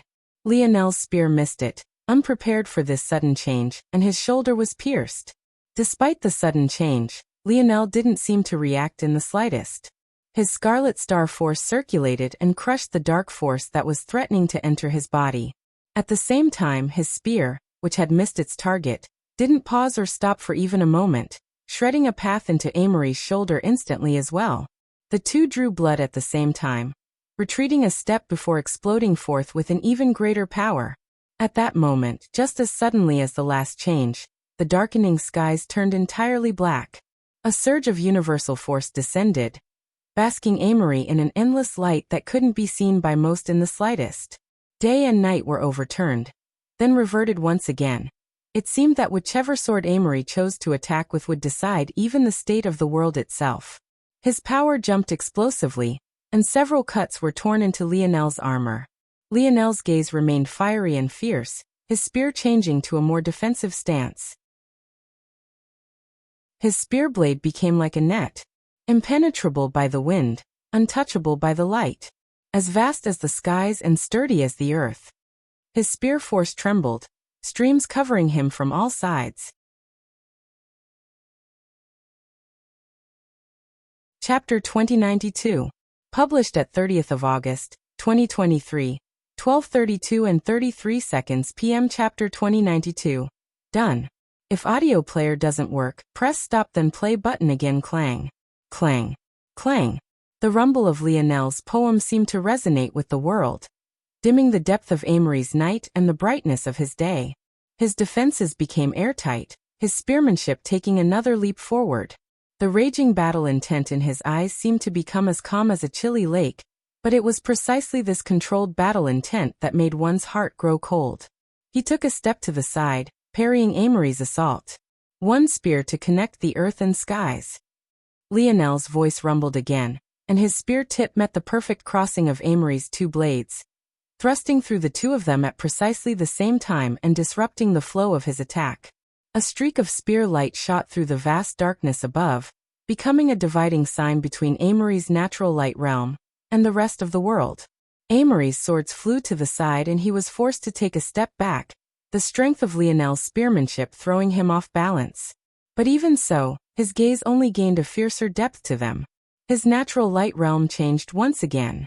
If before Lionel's one spear to connect the earth and skies had been the dividing line, at this moment, Amory himself was the dividing line. It was as though he became the center of the world, his dark force sword holding the night, and the Gaia force holding the day. The fierceness of the glow of his innate nodes continued to grow, each becoming the center of their own world. Amory's horns sparked, sharp, howling sword chi spiraling around each one of them. His Gaia force sword rose and the world seemed to fall into silence. The echo of Lionel's poetic words dimmed and faded entirely, the strength of his spear dimming considerably at that moment. To Lionel's astonishment, Amory hadn't actually learned the complete universal force. Universal force was difficult enough to learn normally, but to learn the true version, like Lionel had, and apply universal force to all aspects of his ability, was even more difficult. Lionel didn't believe for a second that Amory didn't have the strength to learn true universal force, or more accurately, the talent. But Amory had made the conscious choice to only learn universal force for his sword force. At first, Lionel didn't understand why this was, but now he had. Amory dedicated his life to the sword in a way that Lionel had never done for the spear, or even the bow, and his universal force reflected exactly that. Boom. Amory's sword streak carried the profundities of the day. The Gaia force swallowed up everything in its path, swallowing up more universal force than Lionel had ever seen in a single instance. He was taking advantage of the strength of his devoted focus toward the sword to manipulate the universal force in a fashion that Lionel had simply never seen before. He traded versatility for complete mastery, and now this singular strike felt as though it couldn't be blocked. In fact, even as he swung this strike, Lionel felt that Amory was making small changes to his stance even as he moved. He was improving in real time. Lionel suddenly grinned. Facing this tide of sword force that couldn't seem to be blocked, the savageness of his expression only grew and the pulsing crimson light within the depth of his pale violet irises only grew fiercer and fiercer. I think you should take a look at the black spear. In Lionel's hand trembled, and Lionel's absolute spear domain suddenly roared to life. However, the moment this cyclone of golden spear force appeared, it began to be corrupted by a deep black fog. It grew deeper and deeper until the point it had swallowed the entire cyclone, and an enormous sphere of dark force enveloped Lionel and Amory before anyone could react. The strength of Amory's strike fell by half instantly. Lionel roared, piercing out with his spear. He seemed to draw a line through the darkness, but as quickly as he split it into two, was just as quick as it swallowed itself back up, suturing up its own wound. Lionel seemed to have been attacking himself, but Amory's pupils constricted. He felt the dark force innate node within his hand tremble. At that moment, Amory had a shocking thought. Shadow Sovereign. The strength of Amory's dark force sword plunged and the balance of his natural light realm was thrown off entirely. The strength of universal force comprehension came from the concept of cycles, and cycles found their strength in repetition, balance, and consistency. With one of the cycles being thrown off, the balance plummeted considerably. How could the dark force maintain its proper strength beneath the might of a shadow sovereign? With this spear in hand, and its domain deployed, the strength of Lionel's dark force skyrocketed while Amory's became all but useless. Shadowless. Lionel spoke lightly and without much effort, but his words rumbled through the darkness, echoing into infinity and multiplying over themselves. It sounded as though not just one Lionel had spoken, but a countless number of them. It layered atop his comprehension, resonating and increasing the strength of his spear. At the same time, his gaze glowed with a blinding violet radiance. He had activated Emperor's Edict, fusing its capabilities with his shadow world, and increasing its strength to control the world. After speaking such a word, his spear seemed to be both nowhere and everywhere at once. Amory didn't know how to begin to defend because there didn't seem to be anything to defend against. PCHU. The world fell into silence. Even in the darkness, the capabilities of Ancestor Hito were unmatched in this regard. Everyone could see the scene exceptionally clearly. Amory's head had been pierced through. Lionel stood proudly in the skies, his spear blade having split Amory's forehead in two. Their gazes met and the raging battle intent hadn't faded even in the slightest. Many held their breaths. Even at this moment, they couldn't believe what they were seeing. Lionel had truly done it. Chapter 2093. Published at 30th of August, 2023, 12:32 and 29 seconds p.m. Chapter 2093. 333 If audio player doesn't work, press stop then play button again. Those words that Lionel had spoken seemed to echo in their minds again.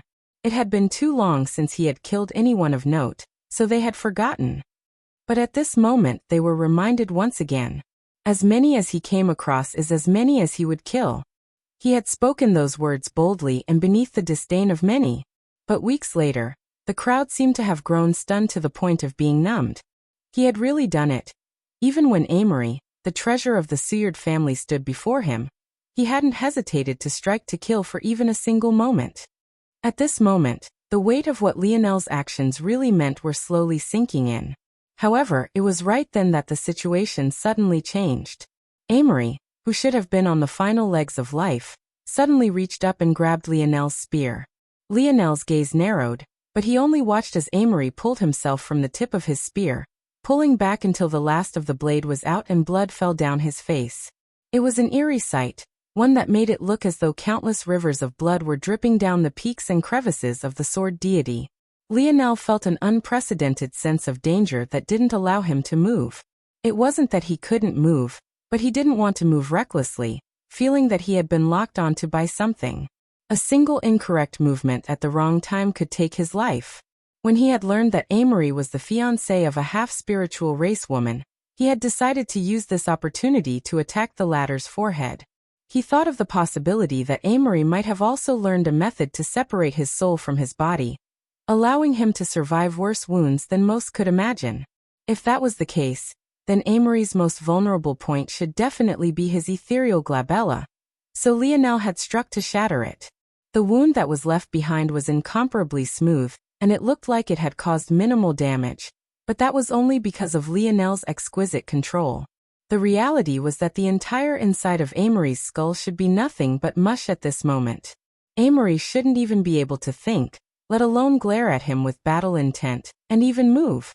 Lionel's gaze was sharp as he took a glance into Amory's forehead through the small slit that he had created. But as he had expected, there was no ethereal glabella. Even though he had expected this after Amory's unexpected survival, seeing it still left him in some shock.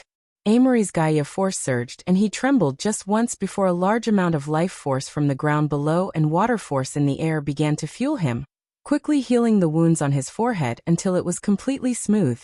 Even so, it did nothing to change the blood that had already streaked down his face. With his horns and his demonic presence, it truly made him seem to be a devil incarnate. Amory took a breath and exhaled. Indeed, only in a battle of life and death can a person break through. This must be how you improved so quickly. After these air wars are finished, I will leave the human domain. I would be 10 times more powerful than I am now if I didn't have the protection of the Seward family. The hand that Amory had used to grab Lionel's spear trembled once again, and his sword surged into it, slapping into his palm with a satisfying echo. With a tremble, his aura changed entirely.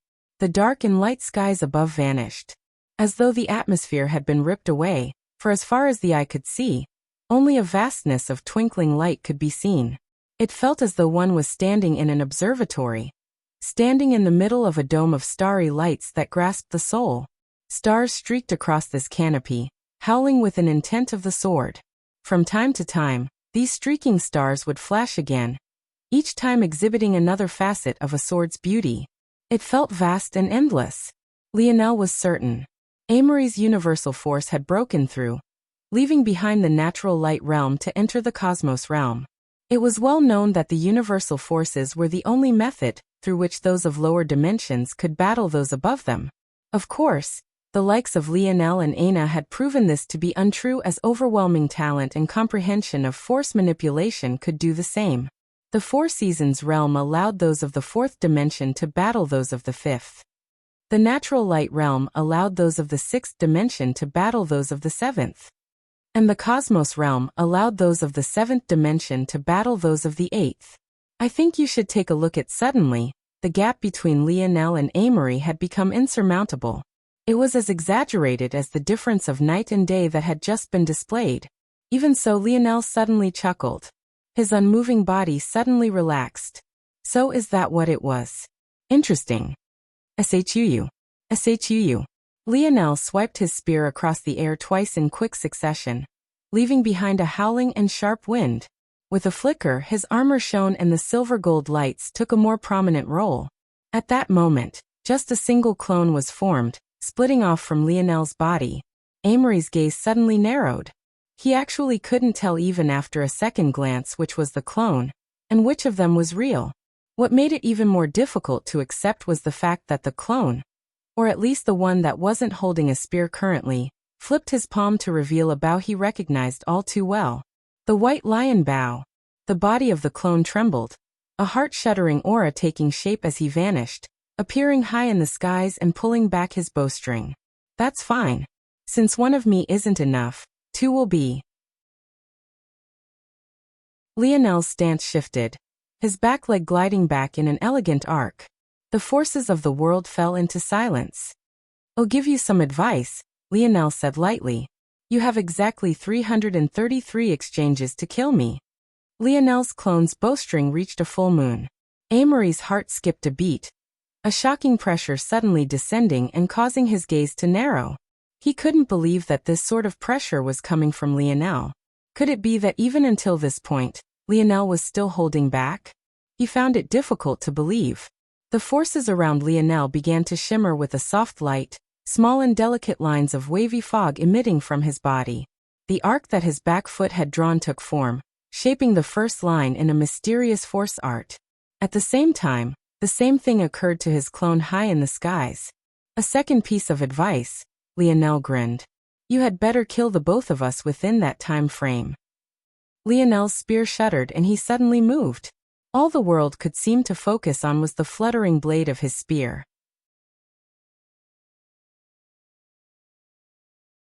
Chapter 2094. Published at 30th of August, 2023, 12:32 and 26 seconds p.m. Chapter 2094.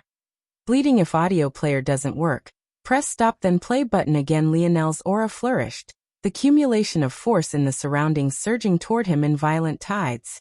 It felt as though the entire world was in the palm of his hands, forces of all kinds being stripped of their character and uniqueness to fuel the strength of his spear force. Amory's gaze narrowed once. 300 attacks? Wasn't that just child's play? He took a step forward, his sword light descending before it seemed that he had moved at all. It felt like his sword had a mind of its own, almost as though it wasn't just an extension of his arm, but its own living, breathing existence. The rippling of the stars above reacted to Amory's movements, descending toward Lionel with a menacing light. Lionel's gaze turned sharp, an unprecedented seriousness taking hold of him. At that moment, his gaze lost its fierceness entirely, being replaced by a gaze that seemed to see through the world. It was indifferent to its very depths and vast by its very nature. Looking into his eyes, it felt less like one was gazing upon a youth, and more like they were observing a being that was larger than life, an existence that was larger than even the world he claimed to exist within. His spear moved to meet Amory's attacks. It seemed to lose its splendor, returning to an absolute simplicity. It felt like the turning pages of a book, a casual sip of water, even as rudimentary as a careless breath of air. It was the kind of movement that carried an endless ease, and yet the fundamental importance was beyond imagining, as though it was part of a bigger picture that couldn't be pinned down with any immediacy. Lionel took a step back, and then another. A line of blood appeared across his shoulder, then by his cheek. In the next instant blood sprayed from his neck in a fierce rain, but the cold indifference in his eyes was just as placid as it had been from the very beginning. There was no doubt that the gap between himself and Amory had suddenly exploded. It was so enormous in fact that retreating was all that he could seem to do. Whether it was himself or the clone in the skies, they moved as one, taking steps back at the same moment. Lionel's stance shifted and his spear pierced forward. He seemed to have sensed a change in Amory's thought process before even the man in question had decided upon it. He disrupted the attack entirely, but in return his collarbone was pierced through. A flare of scarlet star force suddenly shot out from the blade wound, rushing after Amory's dark force blade. Amory hadn't been prepared for such an unconventional attack, but he reacted as quickly as one might expect. The stars in the skies shifted and his dark force blade solidified once again. His wrist turned and he twisted through the surging flames. He could feel the overwhelming power of destruction bearing down on him, but his Gaia force reacted soon after, stopping the destruction with large amounts of life force before it could interfere with his body. At this moment, the weakness of having chosen to focus on sword universal force alone was showing. While his sword techniques were exceptionally powerful, and he had even broken through to the cosmos realm so quickly after entering the seventh dimension, this advancement was only useful in his sword techniques. However, this was still more than he felt Lionel should be able to handle. Amory shrugged off the attack, his movements becoming fluid once again, or more accurately, they had never lost their fluidity. At this moment, the battle between Lionel and Amory had begun to cause far less destruction than it had in the past. Whereas before the grounds collapsed and the clouds above were stirred, the current moment it was as though the entire world had had a dampener placed upon it. I think you should take a look at sounds weren't as loud, clashes weren't as resounding. Even the crossing of their weapons made it seem as though they were a pair of third-dimensional existents attacking one another fiercely instead of the geniuses they truly were. But as time passed, the devastation of such a battle became more and more apparent. Clouds of blood continuously erupted from Lionel's body, his lips leaking and his limbs threatening to hang limply by his side. Amory seemed to become more accustomed to his new strength with every swing of the blade.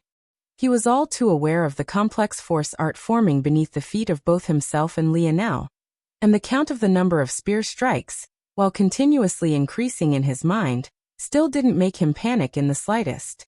The confidence he had in his swords was unlike anything else. Even if Lionel managed to last 333 exchanges, so what? He would sever this attack with his blade just like he had everything else. Lionel's stance suddenly shifted. His stiff and direct movements gained a sudden grace to them. His spear swept through the air, leaving an alluring draw of sparking silvery fog. The incomplete force art beneath him pulsed, and then pulsed again. His attacks became fiercer, but the number of lines of blood appearing across his body increased. The cracks in his armor began to accumulate, and it threatened to lose its function entirely. However, at that moment, one of Lionel's tails trembled. His lotus domain took shape, and the world suddenly became a blinding ball of golden light. For as far as the eye could see, not a single drop of dark force could be sensed. One of Amory's swords lost their most powerful reliance. His dark force seemed to be stripped from him, only capable of circulating within his body, but completely unable to make an appearance into the real world. The only oddity in the world were two force arts of shimmering violet light, shadowless. Lionel's deep voice echoed once again.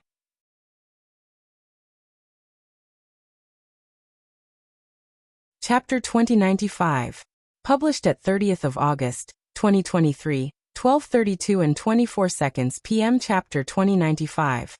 332 If audio player doesn't work, press stop then play button again. Amory's pupils constricted. This attack was one that he hadn't been able to sense the first time, but almost as soon as his heart skipped a beat, he regained his composure. His sword seemed to improve once again. Clang. He struck out without even looking, his blade parrying Lionel's strike. Lionel's spear faltered and his force art flickered, threatening to collapse. The greatest weakness of his spear dance technique was that every stroke had to be perfect. If he made even a single mistake, he He would need to start again from the beginning. This was only the second time he had used such a technique, and it was even in a completely different situation than the first time. But Amory had actually reacted to it even quicker than he had the first time. Not only had he reacted faster, but he had not just blocked but even parried it. A sword blade entered Lionel's chest, just barely missing his heart, but still tearing a hole right through his lungs. Before the sword force could explode, Lionel's cold, indifferent gaze flickered with a slight violet light. He activated Emperor's Edict, fusing it with his mother's bubble world technique. He had long since realized that these two techniques had the very same foundation.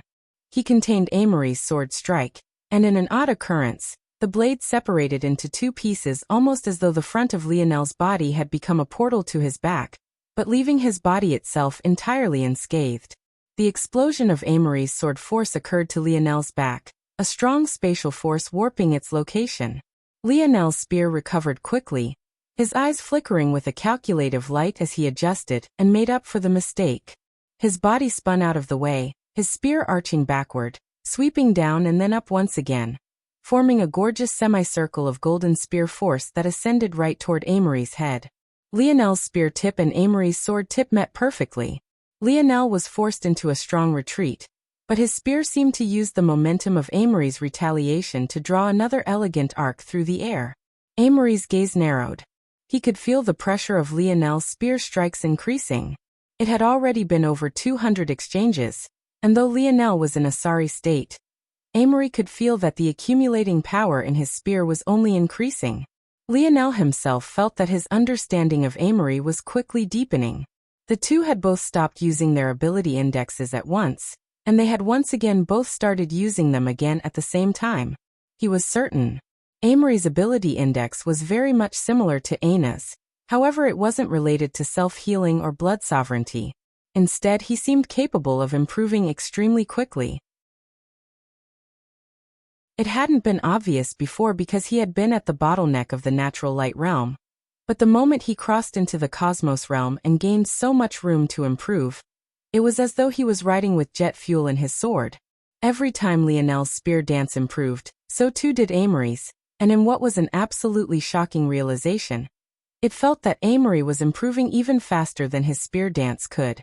Even so, a realization was just a realization. The clash of their spear and sword didn't move Lionel in the slightest. In fact, his heartbeat became calmer. The lines that his spear drew across the air became firmer, and less impacted by Amory's swords. His steps became lighter, his hands moving faster and the weight of his strikes heavier. I think you should take a look at bang, bang, bang, bang, bang. Suddenly, the space between the two erupted. The silence of their clashes seemed to have boiled over. The planet rumbled, pits of carnage forming everywhere they went. But this time they were so deep that bubbling pools of magma rushed over their edges, snaking across the crevices of the ground and burning everything in their path. The fierce glow of Lionel's gaze seemed to have reached its fever pitch. Blood leaked from every inch of his body.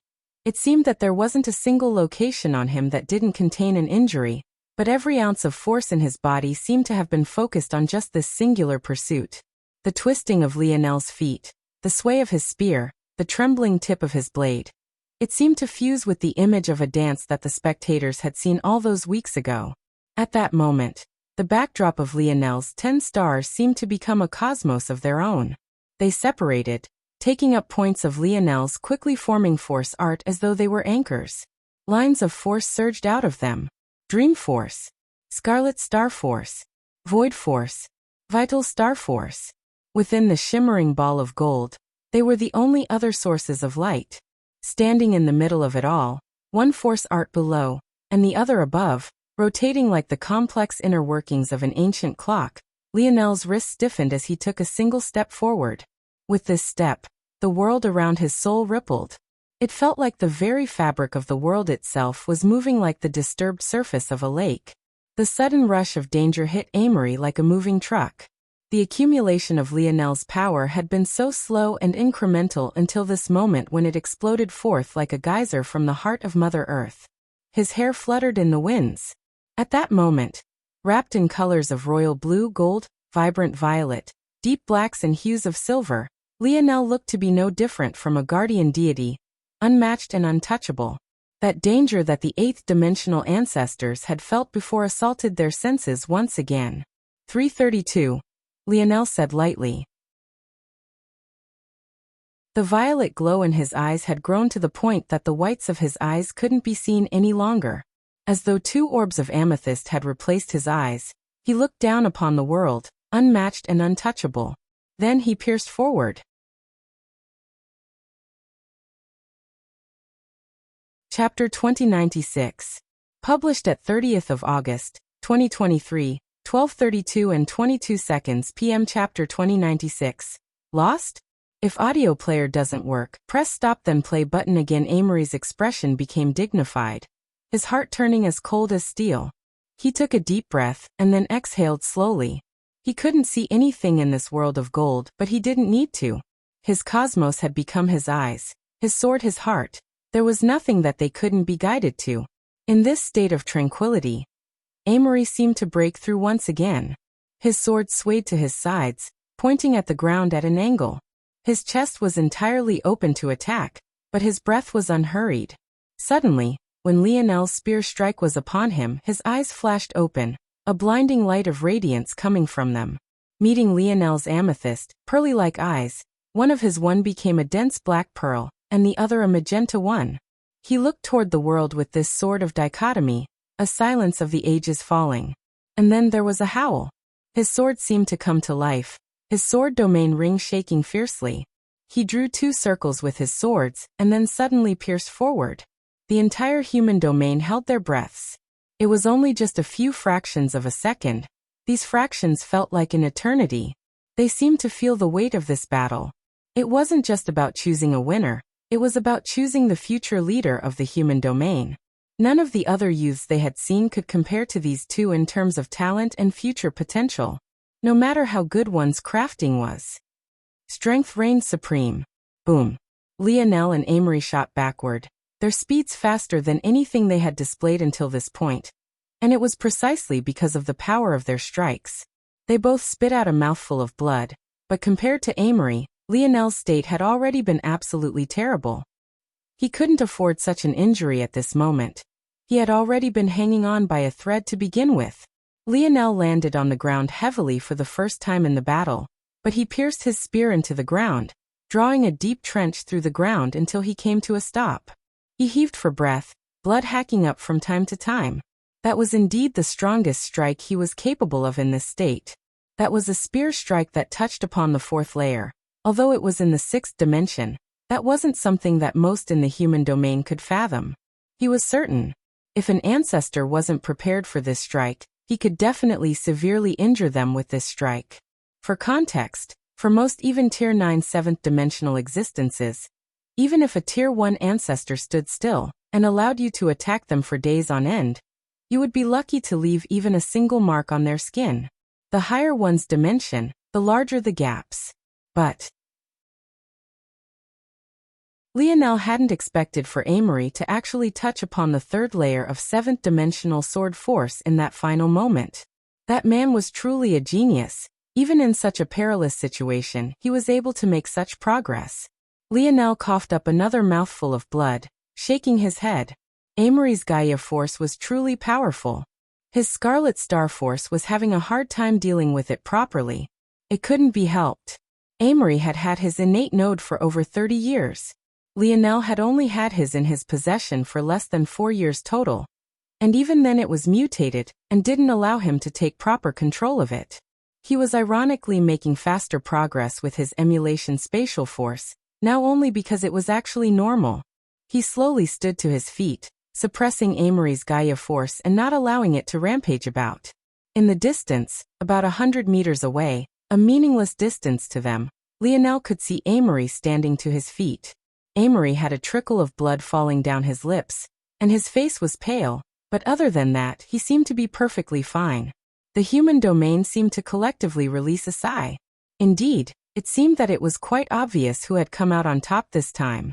Amory might have been slightly injured and a little weak, but other than being tired, there wasn't much else wrong with him.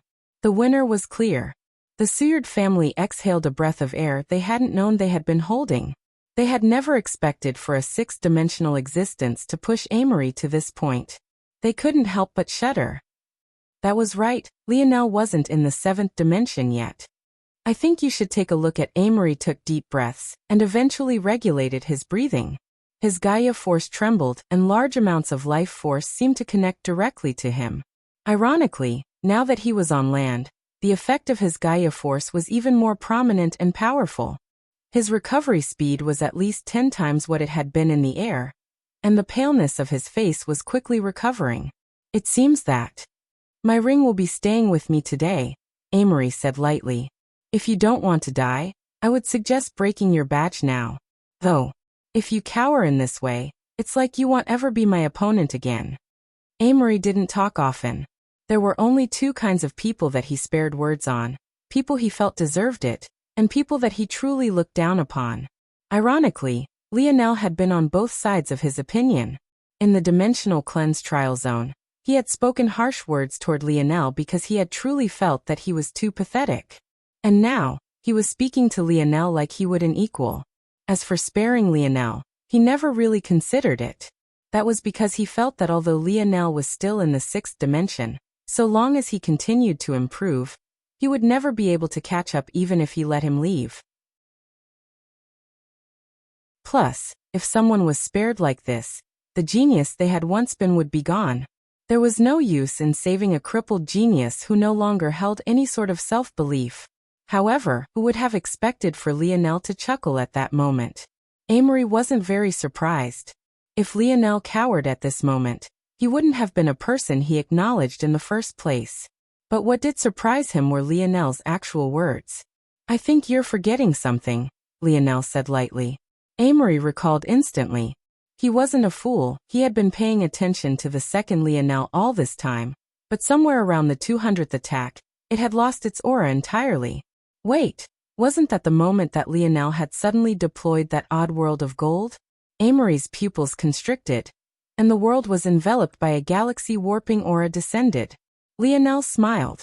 Despite being bloodied and beaten, he was incomparably relaxed. He shook his spear and that aura that had vanished seemed to double. You see, I can send out that spear strike twice. As for the arrow that's about to descend, well, let's just say it's easily 10 times more powerful than both.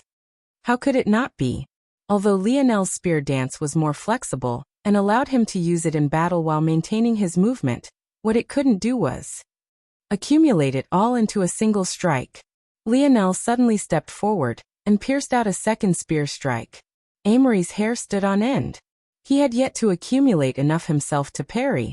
Although he was recovering quickly, it wasn't quickly enough. He couldn't even deal with this second spear strike.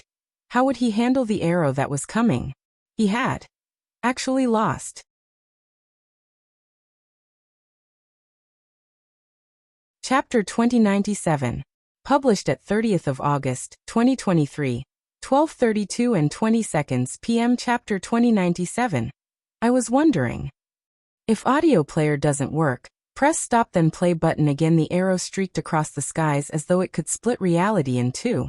Despite the fact an attack, devastating in its own right, was coming from Lionel's spear didn't seem to change anything at all. Because all one could seem to focus on was that spiraling arrow.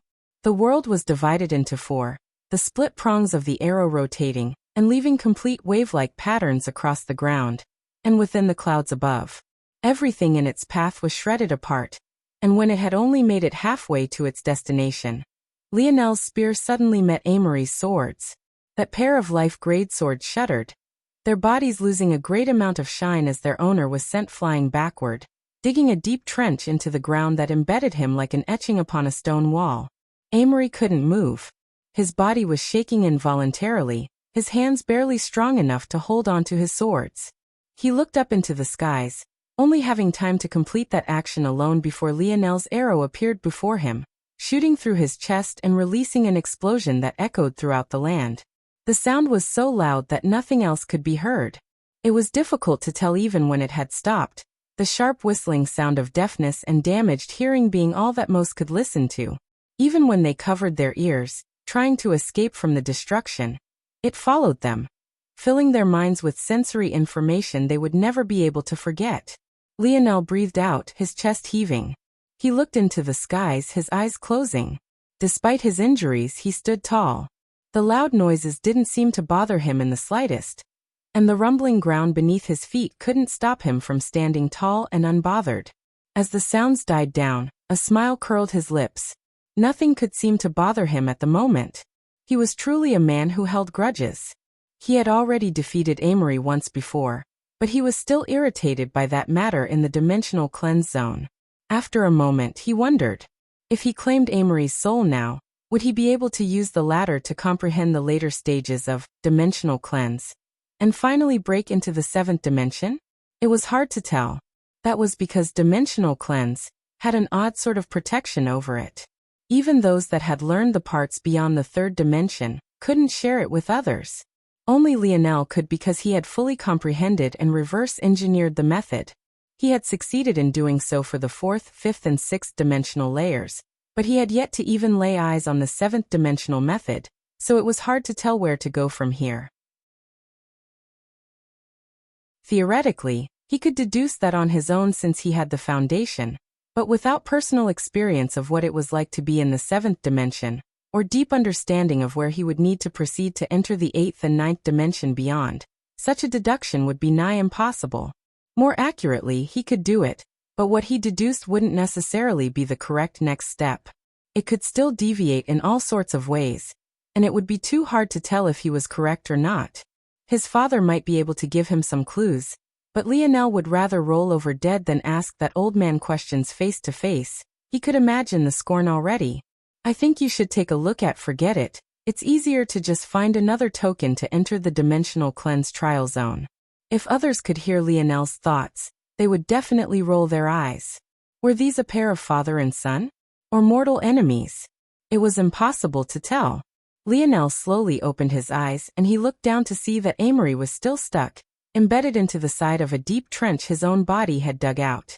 There was a small hole in his chest, barely 2 inches across, but that was what made Lionel's attack so devastating. It had caused such destruction in the real world, but at the point of contact, it was actually so perfectly controlled. It was hard to imagine that an existence of the 6th dimension could possibly display such might. Amory might look like he had only suffered a small wound, but setting aside where the attack had landed, even if it had only hit his arm, the entirety of his inner organs were shredded to pieces. Whether it was heart, lungs, nervous system, everything. Lionel's strike was so skillful that all of the residual energy that might have laid waste to the world around them had he allowed it to rampage was concentrated to the point that the one that had suffered the most was Amory himself. It was a shocking endeavor, and yet, Amory actually still seemed to be alive. Seeing this, Lionel chuckled, walking forward. This sort of vitality was something that he had only seen out of demons. Back when he fought the Cobra demon, he had ripped a hole right through its torso and even caused a large amount of damage to its inner organs, and yet it had continued to battle him, and even pushed him to the very edge. Although Amory looked like a demon, it wasn't that simple to tie the two. Rather, Lionel instead believed that it was a combination of Amory's Gaia Force innate node and his separated soul that led to this matter. But that left a question. If Amory's ethereal glabella wasn't in his head, and it wasn't in his chest, then where was it, exactly? Lionel took a seat at the edge of the trench Amory's body had formed. At the moment, Amory's gaze was vacant, but his body was actually quickly recovering. His vitality was actually far stronger than even Lionel's own. But Lionel's smile didn't fade.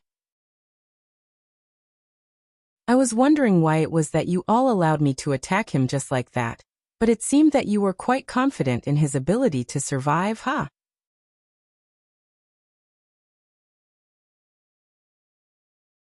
Chapter 2098. Published at 30th of August, 2023, 12:32 and 18 seconds p.m. Chapter 2098. Interesting. If audio player doesn't work, press stop then play button again. Lionel didn't seem to be talking to anyone. Whether it was the other members of the Suyard family, their subordinate families, or even Lionel's own subordinates, they had all evacuated from the region long ago. The entire city that had once been here had been destroyed under the might of their battle. There truly didn't seem to be anyone to talk to. To most of the human domain that were observing the situation, Amory was already dead. That vacant look in his eye, that sort of wound, there was simply no surviving it. Many couldn't help but think that maybe a few of Lionel's screws had been knocked loose during the battle. But to the astonishment of those present, Lionel continued to speak despite not receiving an answer. There really is no need to hide anymore. Look at how weak and vulnerable I am. Aren't I on the chopping block for your viewing pleasure? Isn't it best if you took action right here and now? You can't want to lose this opportunity, no? Lionel grinned. His feet swung as though he was seated on a swing. He looked happy despite his injuries, and he didn't seem to take his defeat of Amory with any hint of pride at all, almost as though it was only natural that this would happen. But suddenly, his demeanor changed entirely as he looked toward a certain direction, his gaze as fiery as a blaze of light. His eyes seemed to emit a great amount of strength as a plume of fire descended upon a certain region. These flames danced with hidden great runes, complex and ancient. They were entirely different than the flames Lionel had used on Amory, but it was hard to tell if it was because he had been holding back or if there was another reason. In reality, Gaia Force was something Lionel felt had been an even greater antithesis to his Scarlet Star Force than even Void Star Force would have been in the hands of someone powerful. In many works of fiction or amusing tales, Water Force would be the perfect counter to Fire Force, but the truth was that this was a matter of relativity. There were numerous types of water force that wouldn't even be able to approach Lionel without being burnt to ash. What mattered wasn't the element, but also its quality and quantity. Beyond that, water force wasn't the only thing good at suppressing fire force, because there was earth force as well. Earth force was sturdy and great defensively. It was resistant against being destroyed and hard to light on fire. Gaia Force carried both the sturdiness and resilience of earth, and also had the suppressive effects of powerful water on his Scarlet Star Force. Then, to top it all off, it had a strong life force associated with it, the strongest counter there was against the powers of destruction and a destruction sovereign. Against Amory, the improvements to his Scarlet Star Force couldn't be displayed properly. While it would have been foolish to use Void Star Force actively since whether it was water or dark force, Amory was his superior. Now that he wasn't facing Amory who countered him so perfectly, the strength of his Scarlet Star Force flourished in its truest light. However, before it could descend on its target location, a shadow shifted out of the way, quickly forming. Very quickly a beautiful young lady took shape, but even then they were difficult to see properly. Their face was obscured and the only thing that could be vaguely understood was the fiery nature of her body, too fiery, even for casual eyes to see. Her figure could only be described as perfect. Although her skin was a little gray, something that could be seen even through the haze, it didn't make her look sickly at all, and instead showed a hint of a unique character to it. I think you should take a look at her hips were wide, rounding to form a pair of long, luscious legs. They made way for a butt so round and plump that it could be seen both from the sides of her waist and through the gap in her thighs. Her chest carried just as much volume, threatening to burst against the pressure of its own skin, as though even it couldn't accommodate it all. And yet, despite the fiery nature of this woman's figure, she chose maybe the most dangerous kind of clothing to cover it with. Her chest was bound by nothing more than a nipple pasties, a black, metallic, circular object that was connected to nothing other than her breasts. Although there were chains of black around her shoulders and collarbone, they seemed to be there for nothing more than decoration because they hardly covered anything, leaving very little to the imagination. Her bottom half was hardly any better. The thong she wore was entirely strapless. The part of it that covered her front was shaped like a black metallic leaf, while the back of it was entirely swallowed by those two round cheeks. This sort of clothing was definitely something that should appear in one's private bedroom, and not out for so many to see, even if it was somewhat obstructed by a haze, but this woman clearly didn't care in the slightest. Interesting, Lionel thought. She has the same ability index as Arthur, but for dark force instead. Rare, very rare. Arthur is the only one I've seen with an ability index that allows their entire body to turn into an element, and she's the second. Lionel was unmoved by the sight before him. She might as well have been a piece of meat on a butcher's table. Instead, when he spoke, he didn't seem to be satisfied with this alone. Instead, his eyes shifted and landed on another location. This time, the existence that was hidden moved even before Lionel's fire manifested. This time, the individual was quite clear to the eye. A shadow sovereign. Lionel smiled. This individual was none other than Zavnik, third Nova. Lionel wasn't very surprised by this in the slightest, even when he felt that Zavnik had fully recovered.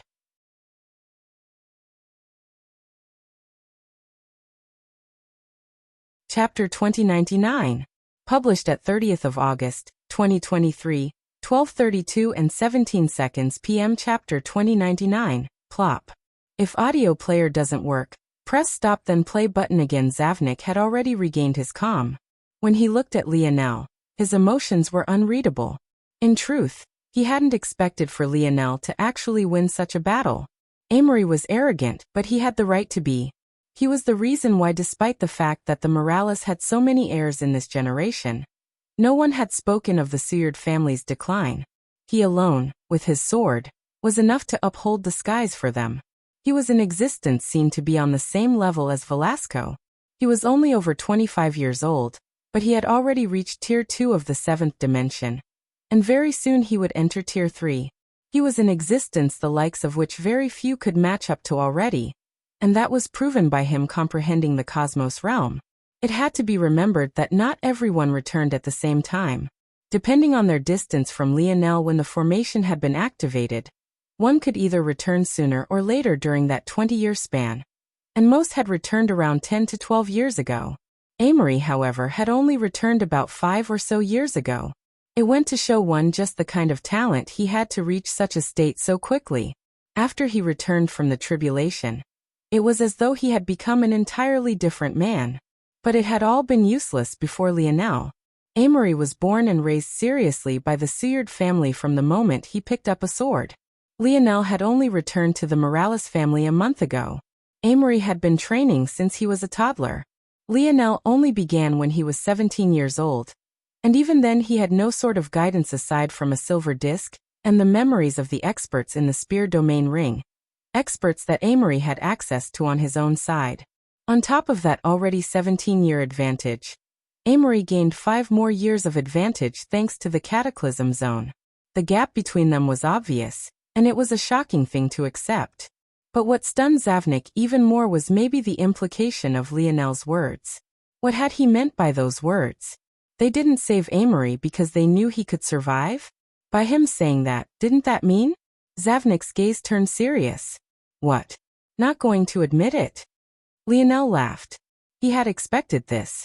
In order for Lionel to know the relationship between Zavnik and Amory, it would mean that he understood things he very much shouldn't have, like Zavnik's goals, who he was working for, what underbelly lay in the Morales family, and when it might spring up upon them.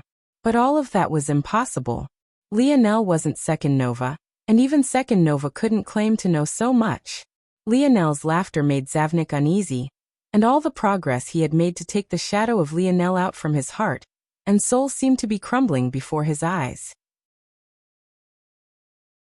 When Lionel finished his next words, the viciousness that flashed in Zavnik's gaze couldn't be ignored. Are you shocked? You shouldn't be, Lionel smiled. You see, I'm very good at using small details to comprehend the bigger picture. Unfortunately, this partner of yours has very loose lips. You know, the first time I met him, it was just about 3 years ago. Well, it was 3 years ago to me. To all of you, it was probably closer to 30 years than it is to 3 by a wide margin. This guy was very arrogant back then.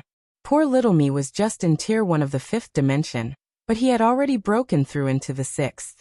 Unfortunately, I didn't have the chance to avoid him because we were both seeking the complete layers of dimensional cleanse, and I had no choice but to battle it out with me.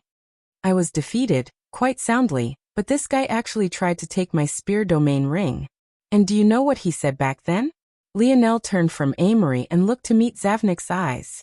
Zavnik felt as though his world was collapsing. He couldn't breathe properly. It felt like a hand was gripped around his throat.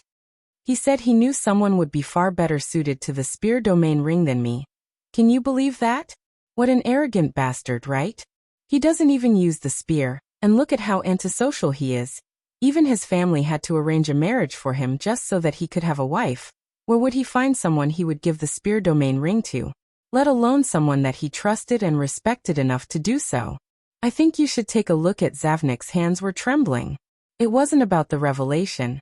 The revelation itself was almost meaningless aside from the implication that Lionel knew everything. But what was setting Zavnik's heart ablaze was the fact that Lionel had figured so much out based on a single casual sentence spoken years ago to him in the spur of the moment. There was practically no one who could do such a thing. Such a memory was the kind most would only remember after they found out the truth. And only then would they backtrack and realize the clues had been there all along. But Lionel's mind seemed to be on an entirely different level. Those clues that were meaningless crumbs to most people's minds became a masterful tale in his own, weaving a story that was 99% close to the truth without much effort at all. Roelfendiaufes en omicron viepsilanel. Siomicronem, and now facing the weight of those words, Zavnik felt like he couldn't breathe. Lionel couldn't even be bothered to explain things to his own family, but he had spent so much care laying things out for Zavnik. It was clear that this was the scene he wanted to see. He could practically watch the reflection of Zavnik's world collapsing through his gaze. Lionel found it very amusing. Somehow, he felt that this was even more satisfying than punching the face of someone he hated. Seeing that things were going wrong again, and remembering what had happened last time Zavnik had lost his reason, the scantily clad woman suddenly spoke. She was very disappointed in Zavnik. The Zavnik she knew was a king amongst men, and he had always taken his steps so calmly and assuredly. Until he met Lionel. This Lionel had to die, only that way could their anchor in the Morales family be solid. So, she said the most sinister thing she could think of. You speak a lot for someone who won't be living for much longer. Amory will not die and will recover quite quickly. And you don't have the strength to land the finishing blow, especially not with us here. Whether it's myself or Zavnik, we are both stronger than Amory. And very soon, Amory's fiancé will come, and she's no weaker than him. What chance do you stand? Lionel blinked. The pause in his words seemed to give the scantily clad woman a sense of satisfaction, until... plop! A head suddenly descended from the skies, landing and rolling until it hit paused by her feet. Bang! A Valkyrie descended from the skies, her black wings blotting out the skies as she landed by Lionel's side heavily. The scantily clad woman's eyes opened wide. She looked down at the head at her feet, a head too gorgeous to put into words. And yet it had no body attached to it. She recognized this head immediately. The heiress of the spiritual's religion. The shriek of a banshee echoed through the battlefield. The violently whirling tornado of black feathers around Aina seemingly wanting more blood.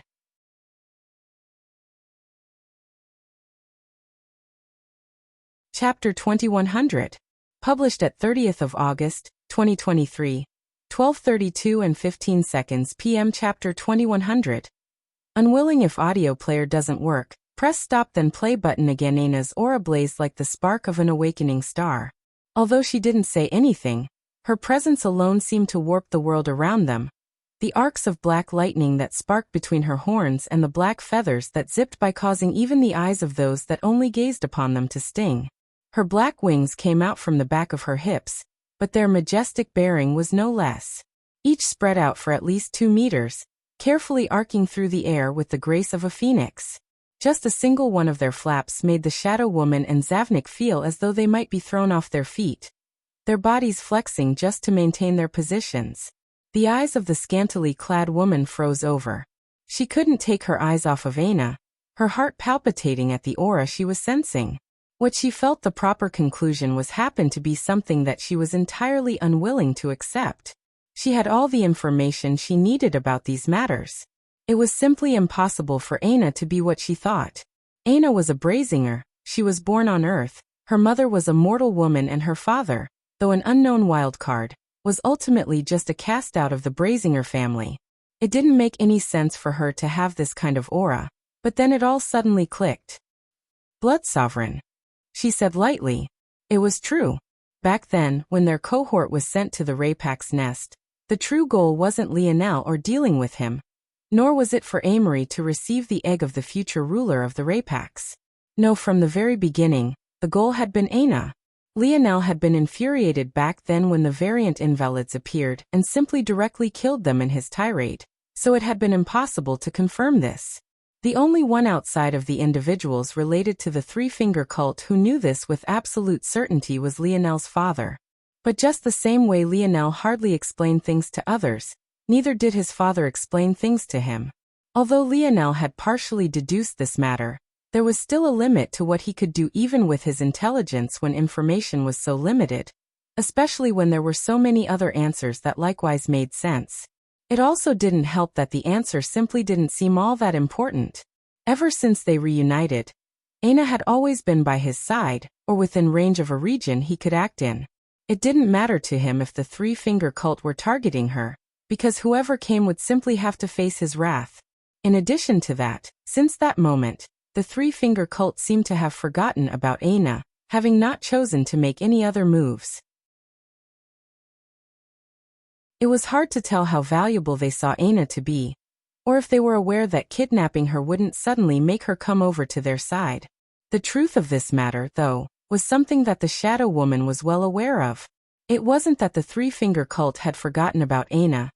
It was rather that someone had been born within their ranks that was far easier to make use of and just as valuable to them as a blood sovereign. Plus, after their first failure, the deployment of the Cataclysm Zone had caused them to believe Aina was dead and dealt with. Until she suddenly appeared once more years later. That was right. The Cataclysm Zone had been a scheme by the three-finger cult to deal with the greatest threats of the human domain in one fell swoop. Not only would some of the most powerful experts be lost in a far-off land, but the future generations would have all been crushed in a single action. I think you should take a look at Roelfen Dialfresnu Omicron Viepsilanel Omicron M. Lionel had thought that this matter could have only been done by them, but he still didn't have an answer for. Why? What did they gain out of it? If the three-finger cult knew that the Cataclysm Zone was the real world, wouldn't they know that sending them all there wouldn't accomplish anything? Even if they never managed to come back, wouldn't they just be able to live out normal lives in the real world? Of course, that was a matter of relativity. Everyone stuck in that zone would want to come back to something familiar, especially since they weren't aware of what the Dream Project was, or what it represented. That meant that the more important question to ask wasn't this, but rather what in his simulation world was so valuable that the three-finger cult would choose to continuously target it? Something wasn't quite adding up. Lionel didn't believe that the three-finger cult would be able to access that world, and yet be unaware of the simulation. In fact, he had already deduced that their three leaders had to have been from the Cataclysm Zone to begin with, so they most definitely knew. So why? He didn't have an answer, and his confusion wasn't something that this Shadow Woman would clear up, at least not willingly. And that was assuming that a lower-level character like her would even be aware of this matter to begin with. Instead, it was the Shadow Woman who was glancing at Aina with an enlightened expression, finally fusing the rumors she had heard with the woman before her. She sent a glance toward Zavnik and spoke. "She's the blood sovereign." Zavnik's pupils constricted before his gaze became somewhat malevolent. He seemed fully prepared to erupt with his greatest strength now. However, Lionel was still sitting unmoving. His ease despite the situation made him feel suffocated. That smile, whenever he saw that smile, he knew that bad things would happen. "Get up." Zavnik pointed toward Lionel, almost as though trying to command him to do something that made him feel more at ease. However, Lionel only chuckled.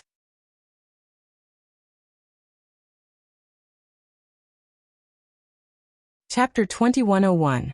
Published at 30th of August, 2023, 12:32 and 13 seconds p.m. Chapter 2101.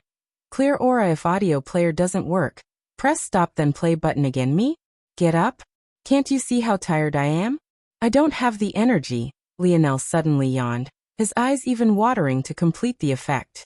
He really seemed as though he might collapse and begin a long, comfortable napping session at any moment now. Veins bulged across Zavnik's forehead. His composure was entirely thrown into the wind. Those who had had great opinions of him in the past couldn't help but begin to second-guess their judgment. Was this really the Zavnik they had come to know? Lionel was right before him. Why wasn't he attacking? Although it could be argued that Lionel was still sitting, and it wasn't honorable to attack, it also wasn't honorable to lurk in the shadows and wait for their battle to finish first. If Zavnik really cared about being honorable, rather than trying to force Lionel to get up right now, He would instead allow him to rest. But it was clear and obvious that Zavnik didn't dare to do that.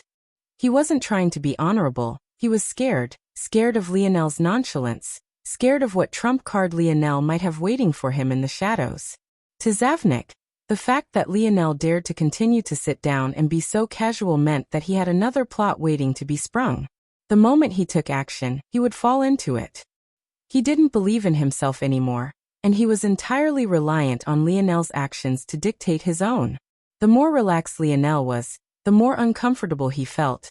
The more Lionel acted like this, the more he felt that he was missing something. Svel. Siamakronem. It had to be remembered that when Lionel defeated him earlier, it wasn't even Lionel who took action. It was rather the formation of the Skies family. That was a formation of 10,000 seventh-dimensional individuals, fused into one and amplified further. Zavnik could easily defeat 10,000 average seventh-dimensional existences on a normal day. Well, easily was an exaggeration, but he was sure that he could do it. The problem with the formation was that it managed to fuse their strengths into a single strike.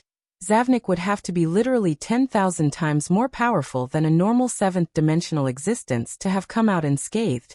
In truth, the fact he survived at all was a great surprise to Lionel at the time. Now he remembered that memory very clearly, and he was hesitating about taking even a single step forward. The shadow woman grit her teeth. She was a demon, she was very used to manipulating people, it was one of her favorite pastimes. Often, just to relieve her boredom, she would do such things to Zavnik, but she had never succeeded before. Seeing Zavnik in such a state, and being aware of the tactics of other demons, she knew that Lionel was doing this on purpose. She could almost see the horns growing from his head, that devilish glint in his eyes. He was taking pleasure in it. Her heart couldn't help but shudder as the image of a certain demon race flashed in her mind, but she shook her head immediately. Those demons loved to do this sort of thing. They were exceptionally powerful in body and could defeat most with a flick of their hand, but they preferred to use their minds instead, taking people down long, winding paths until they lost their minds entirely. Even if it would take years to accomplish what a fist could in a second, they would still prefer to take the longer route. They found pride and accomplishment in it. But she couldn't accept such a thing. She most definitely couldn't, because it was impossible for Lionel to be among such a reclusive and small clan of demons. And yet, even so, she found herself hesitating to attack as well. At that moment, though her gaze turned sharp, she knew the reason why her mind had wavered. It wasn't because of Lionel but rather because that clan of demons left a shadow in everyone's heart. So long as you had heard of them, you couldn't escape. Even when you thought of them, they would be aware of it. The shadow woman was about to attack, when Lionel suddenly looked at her and smiled. "I think you should take a look at." She shuddered from head to toe, her body freezing for a moment before she released a violent screech. "Die!" She rushed forward. Rather than backing down, her demon blood seemed to have been provoked and her power soared. Even as many were entranced by the physiques of her body moving with such little clothing, they were even more shocked by the strength. When she had said that she was more powerful than Amory, no one had taken her seriously. She was an unknown existence and Amory was the sword deity. How could they possibly be compared? But at this moment, they swallowed their words. This woman, less than 100 years old, and yet already in Tier 4 of the 7th dimension. Her power surged wildly, and her hand formed a clawing motion toward Lionel's head. Her body became incorporeal, becoming a lengthy stretch of shadowy dark force that encompassed the world. There simply didn't seem to be a place to dodge. Her claw expanded to over 10 meters from palm to curled finger, ripping through the kernels of space in her path, as she sought for Lionel's death. And yet, bang! The shadow woman felt as though she had been hit by an immovable object and an unstoppable force all at once. She was sent flying back with even greater speed than she had come with. The solidified claw of darkness, she had become dispersing like misty drops of water in a howling storm of wind. Zavnik's lip trembled as he slowly looked toward Aina. She simply lowered her palm without much expression on her face, unmoved. Aina's aura was finally clear and nothing short of shocking. She had entered the 7th dimension.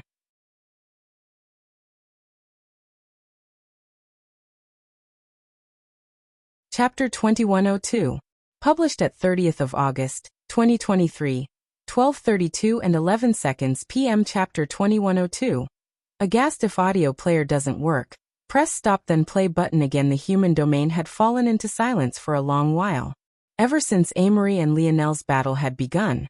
Probably around 70% of all observers had been entirely focused on them.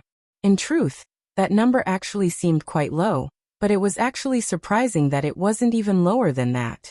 That was because to many the battle was a joke. The idea of a sixth-dimensional existence defeating the sword deity was asinine. The viewership was only that high due to how excellent Lionel's performance had been until now. Those who had come to watch had felt that maybe Lionel had a trump card that he would be ready to spring, one that would catch them off guard like all those other times. However, the longer the battle went on, the more shocked they became. They hadn't actually expected that Lionel would be able to fight Amory head-on at all. And yet they were proven wrong time and time again. Until the moment that Amory broke through and entered the Cosmos realm. Many had believed the battle to be over. But even so, they would continue to watch if for nothing other than the fact they felt Lionel deserved at least this much for coming so far despite only being in the sixth dimension. Or rather, they would have, had something else shocking not happened. Aina, yet another sixth-dimensional existence and a newly crowned Queen Beauty, had actually gone off to challenge the number one Queen Beauty, the heiress of the spiritual's religion, Soraya. This shocking change left the human domain speechless. Two sixth-dimensional existences, both challenging the greatest geniuses of their respective genders, and within their generations. Wasn't this a bit too ridiculous? But then the battle began, and they were shocked once again. The 70-30th split that had become over 99% in Lionel's favor once he showed that he could actually keep up with Amory suddenly became 50-50, with many even jumping back and forth between the two battles. The strength that Soraya displayed was beyond their imagination, placing her firmly on the same level as Amory. At least in the beginning. But then she unleashed a lineage factor that simply took their breaths away. At that moment, the gap between the human race and the spiritual's race was on full display. For such a thing to be an ability that was simply and casually passed down through blood wasn't something that the humans could fathom. It made the most powerful lineage factors of the human domain seem like nothing more than child's play. It was then that they came to understand that Soraya wasn't on Amory's level. She was actually a step or two beyond. But then the situation changed again when Amory broke into the Cosmos realm. And they were suddenly on equal footing once more.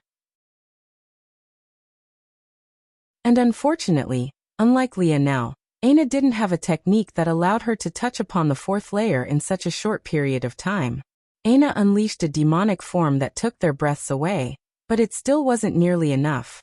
She was easily suppressed and beaten and battered until she suddenly broke through. None present had ever seen a breakthrough into the seventh dimension be so easy nor so smooth. Her power skyrocketed in an instant. Many thought at that moment that they might get to witness an even battle, a nice exchange of movements, but no. It had become a one-sided slaughter. Soraya, despite being in Tier 3 of the 7th dimension, couldn't survive even a single strike from the Tier 1 Aina. She had been completely crushed. There was no suspense at all. In the recent days, because of Lionel and Aina, many had begun thinking that the gap between the 6th and 7th dimensions wasn't so large after all. If they put in more effort and took their training more seriously, they could maybe be like Lionel and Aina. But Aina's breakthrough crushed all those hopes. The gap between the two realms was a wide and inescapable chasm. If it wasn't, how could Aina have improved so much after taking just a single step forward? And now the cruel reality was that in these air wars, there simply wasn't anyone who was her match any longer. I think you should take a look at Roelfen Dialfes and Omicron Viepsilonel. See Omicron M above the Air Wars planet. An illusory woman stood. She was absolutely expressionless, and many who didn't know her would think that she was unreadable because of this. But everyone who had seen her before would understand that she was absolutely infuriated at the moment. This woman was none other than Soraya, the heiress of the spiritual religion. Her body had been destroyed, but as a half-spiritual, she was able to exist with her soul alone. To spirituals, their bodies were only flesh puppets that could be reconstructed with some effort and resources. It was extremely difficult to truly kill them, and they were practically immortal. But even so, in their race, having one's body destroyed would both regress their strength and be a great humiliation. She had been in the human domain since her birth, but no one had ever dared to disrespect her in such a way. Wherever she went, she always had a lovable smile on her face that no one could ever bring themselves to hate. And that was part of the reason why it was so shocking that her expression was so placid currently. But in her mind, she had every right to be infuriated. She continued to look at Aina, almost as though she was trying to sear this memory onto her soul.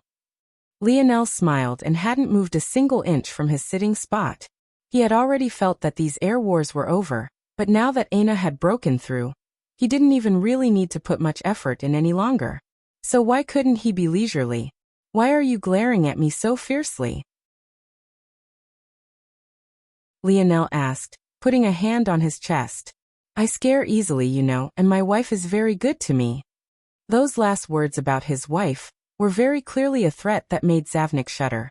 Aina rolled her eyes, but she couldn't help but be amused. She thought of how she'd definitely be able to teach Lionel a lesson later, and felt much better. Zavnik stayed silent for a long time before he suddenly grit his teeth. You actually want to rely on a woman to win the air wars? Don't you feel ashamed? Ugh! Lionel spoke, seemingly aghast at the accusation. Don't be mad at me just because I'm better in bed than you are. Lionel sent a meaningful glance toward the shadow woman who was spitting up a mouthful of blood one after another, struggling to stand. Aina choked on air. Zavnik's mind snapped, suddenly seeing red. He had never been humiliated like this in his life.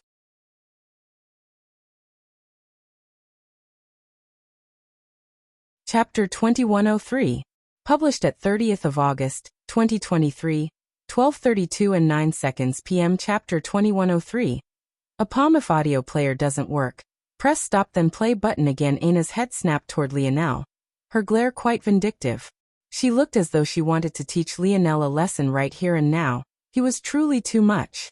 It didn't matter if he teased her like this in private, but why with so many people listening? The worst part was that her parents-in-law were definitely watching. And who knew, maybe her father was out there, somewhere, watching too? How was she going to face people now? Her face blushed down to her neck. It likely went much further than that, but the spinning black metallic feathers were moving so fast that nothing between her knees and collarbone could be seen clearly. In the past, this transformation had completely ruined Aina's clothing. Lionel had long since created something for her that could survive the change, but that didn't stop these feathers from acting much the same as they always did. Aina couldn't seem to stand still anymore, feeling that her embarrassment was about to boil over. However, how could she vent her anger on Lionel?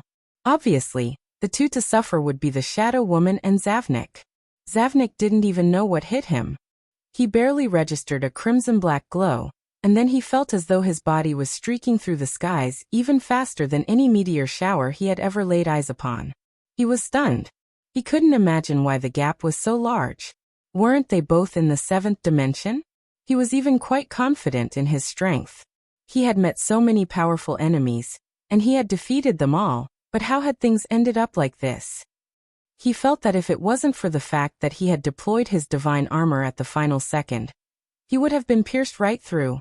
As he flew, his armor finally slid into place, but a huge dent had appeared in his chest plate, deforming his blackish-green armor and shattering his ribcage. He coughed up a mouthful of blood, his gaze turning redder and redder as he flew.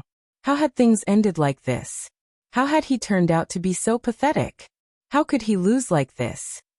Zavnik was so agitated that the beating of his heart pushed against his shattered rib cage.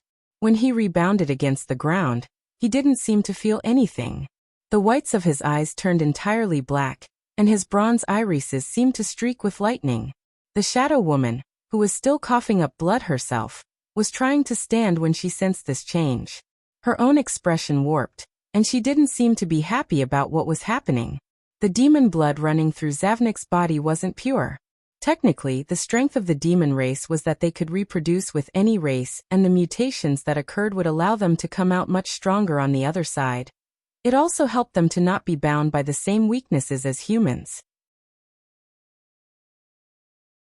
However, Not every such mutation would turn out to be extraordinary. Roelfindiaufes nu Omicron Viepsilinel Omicron M. Zavnik was lucky in that the Morales bloodline had strong ties with demons to begin with. As such, the other half of his lineage worked even better than usual. But what was happening right now was an unexpected variable. It was none other than something that Lionel was quite intimately familiar with: bloodline deviation. When Lionel had first awakened his metal synergy lineage factor, he hadn't been well informed on how things worked. As a result, he had tried to awaken it far too early, and before he had developed all 9, or rather 10 of his nodes. Back then, he had almost failed, and the bloodline deviation caused a crimson character to appear within his lineage factor. Even until this moment, he wasn't quite sure what it was, and it was still with him to this day. I think you should take a look at. He didn't really think about it much, because it didn't seem to affect him much. However, when he had the conversation with Atterworth's father, he began to speculate that crimson energy was likely related to the Morales family's fiery tempers. It was probably the case that Lionel's bloodline deviation had caused it to appear much earlier in his life than it did for most others. However, there was something else that had happened that day as the elders of the Morales family observed Lionel's breakthrough. The violet winds rise north. Those words were meaningless to Lionel. After all, he hadn't been there when they were spoken, and he wasn't even aware of them. But they were currently a shadowy whisper, almost as though an echo of another reality was speaking into his ears. This aside, it was Zavnik's changes that had triggered this memory within Lionel. He seemed to have lost himself to rage, the hidden danger of the Morales family's lineage factor fusing with the intricacies of his demon bloodline. His body was filled with an endless amount of vitality, his divine armor even quickly repairing, but his mind wasn't clear. Large plumes of black fog came from his body, pushing his body up from the ground and standing him up. He looked as though he had been possessed by an abyss of blackness. The shadow woman grit her teeth and suddenly vanished, entering Zavnik's shadow. Her aura vanished entirely, and Zavnik's own multiplied several times over. Some clarity returned to his eyes, but a fiendish, menacing hint of something extra was still hidden within. He howled to the skies, a spear twice the height of his body appearing in his hand as he suddenly struck out. Aina stood in silence. From start to end, she didn't seem to feel the need to act at all. Suddenly, a towering crimson manifestation appeared to her back. She struck out a palm the moment it formed, the manifestation and her real body moving as one. Bang! The newly strengthened Zavnik froze, a powerful pressure descending upon him from above. Under the astonished gazes of those watching, his divine armor began to disintegrate, fluttering into the wind and leaving behind nothing but a naked Zavnik.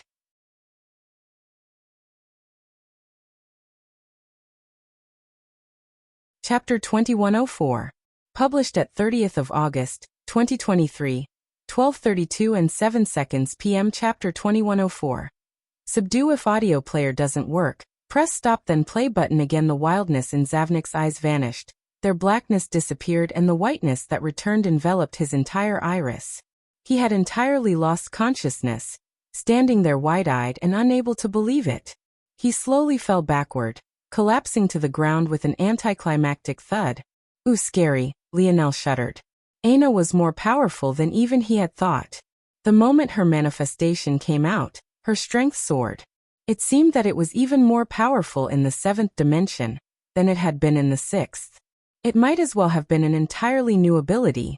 The most shocking part was that she hadn't even used her battle axe, or her blood sovereign abilities. Although she was in her demon form, one of her more powerful abilities, it seemed to have been a lingering change from her battle with Soraya. She just hadn't bothered to disperse it. Lionel had a feeling that victory would have been just as easy with or without it. Lionel stood with a smile, seemingly about to pat Aina's shoulder. But before he could, one of her black feathers zipped by, forcing him to retrieve his hand. Lionel laughed. It seemed that she was still a bit mad. Humph, Aina harumphed, walking away. Wait. Wife. Don't leave without me. Aina continued to ignore him without a care in the world. Her speed was exceptional. Unless Lionel used his spatial force, he probably wouldn't be able to catch up with her if she didn't want him to. Without a choice, Lionel could only laugh and give up. returning to the battlefield.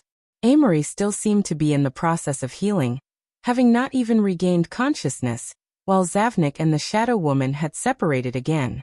Lionel stood in silence for a long while, wondering what he should do. Zavnik was a difficult choice, obviously. Although he had deduced that he was a problem, killing a member of his own family under the eyes of so many would be difficult to explain. With Zavnik defeated, it was clear that the winner of the patriarch position of the Morales for this generation was none other than himself, Lionel Morales. If he chose to kill Zavnik right now, especially when Aina was the one to have defeated him, it would be hard to convince others. And since the Shadow Woman was obviously Zavnik's close companion, it was also difficult to kill her just because. Aina had obviously known this. Since she was so much more powerful than the two of them, if she had still ended up killing them, then she would be seen as cruel. As for Amory, Lionel's reason for not taking action immediately was very different than it was for Zavnik. He didn't fear what the backlash would be for killing him. He was ready for war. Plus, it was he who had defeated Amory with his own hands. That was clear and obvious to everyone. In addition, he had already said that aside from his family, anyone who landed in his hands would die. Even with all of this set aside, he was also tempted by Amory's Gaia Force innate node. He didn't care much about the Dark Force innate node, but if he had this Gaia Force innate node, it would be a game changer. This issue here was actually his conscience. Setting aside what the Seward family might be wrapped up in, Amory was someone worth his respect. He had had an advantage in strength for a long while, but the only time he had targeted Lionel was when only one of them could continue forward in the Dimensional Cleanse trial. Of course, that was only because Amory looked down on him and was extremely arrogant, but wasn't he also extremely arrogant? Someone who could stick to their principles like this even after suffering a humiliating defeat with their strength suppressed was someone who would definitely become someone great in the future. I think you should take a look at someone like Amory was needed for the coming storm. Lionel believed there was a very good reason those running this simulation had allowed him to meet those of other simulations during the tribulation. There was a very good chance that this wouldn't be the last time, and when that time came, those geniuses wouldn't have their lineage factors and ability indexes suppressed. Lionel could tell by Amory's sword force that he had experienced the same tribulation as himself. He too was a true sword sovereign. If not for this, how could he push Lionel so far? In addition, this was obviously a key to survival. Lionel was certain of it. There was a reason they were being pitted against one another in the tribulations. Lionel felt that this was just an appetizer to the bigger cause and effect. If he was correct about these simulations being created to deal with a much larger threat, then it was obvious that only the best of the simulations would survive in the end. This was an obvious case of survival of the fittest. Having Amory alive would be more useful than not. Had he died beneath Lionel's blade, he wouldn't have been worthy of this consideration, but the fact he had actually managed to survive made Lionel second-guess things. That said, there was a very clear flaw to all of this thinking. The Seward family's relationship with the Three-Finger Cult and Zavnik. This one thought should have caused everything else to be thrown out of the window. Lionel suddenly smiled. With a thought, he brought out a snow globe and put Amory inside. The Seward family, who were already sitting on tenterhooks, were in an uproar when this happened. Had Lionel just captured their greatest genius? Their future patriarch? Lionel didn't care about the reaction of others. His scope was far beyond that of others. Soon, not to mention the human domain, the entire dimensional verse would be under his control. Who cared about what plans and schemes the Seward family had? Just like when he had captured Old Hutch's grandson for his own uses, and just like how he had teamed up with Era, those that were useful to him could live, those that weren't could die. The geniuses he had killed until now were worthless in his eyes, but Amory wasn't. He had far more potential to grow much stronger, and Lionel had all the confidence in the world to subdue him. Lionel walked toward Zavnik and the Shadow Woman, storing them away in snow globes as well. As for these two, just because he wouldn't kill them, didn't mean he would allow them to run amok and cause him future trouble. Roalfendiaufes nu omicron viepsilinel omicronem now. These air wars were soon to be finished. The only enemy that remained was the Omen family, But if his calculations were correct, they would fall without him even having to be present. After all, he had sent the cloud race along with James and the others after them. However, just as Lionel was feeling complacent, his gaze suddenly sharpened. He flipped a palm and took out a communication device. His eyes turned red with fury and he took a step and vanished. The injured, Lionel moved so fast that the air itself seemed to be torn into shreds.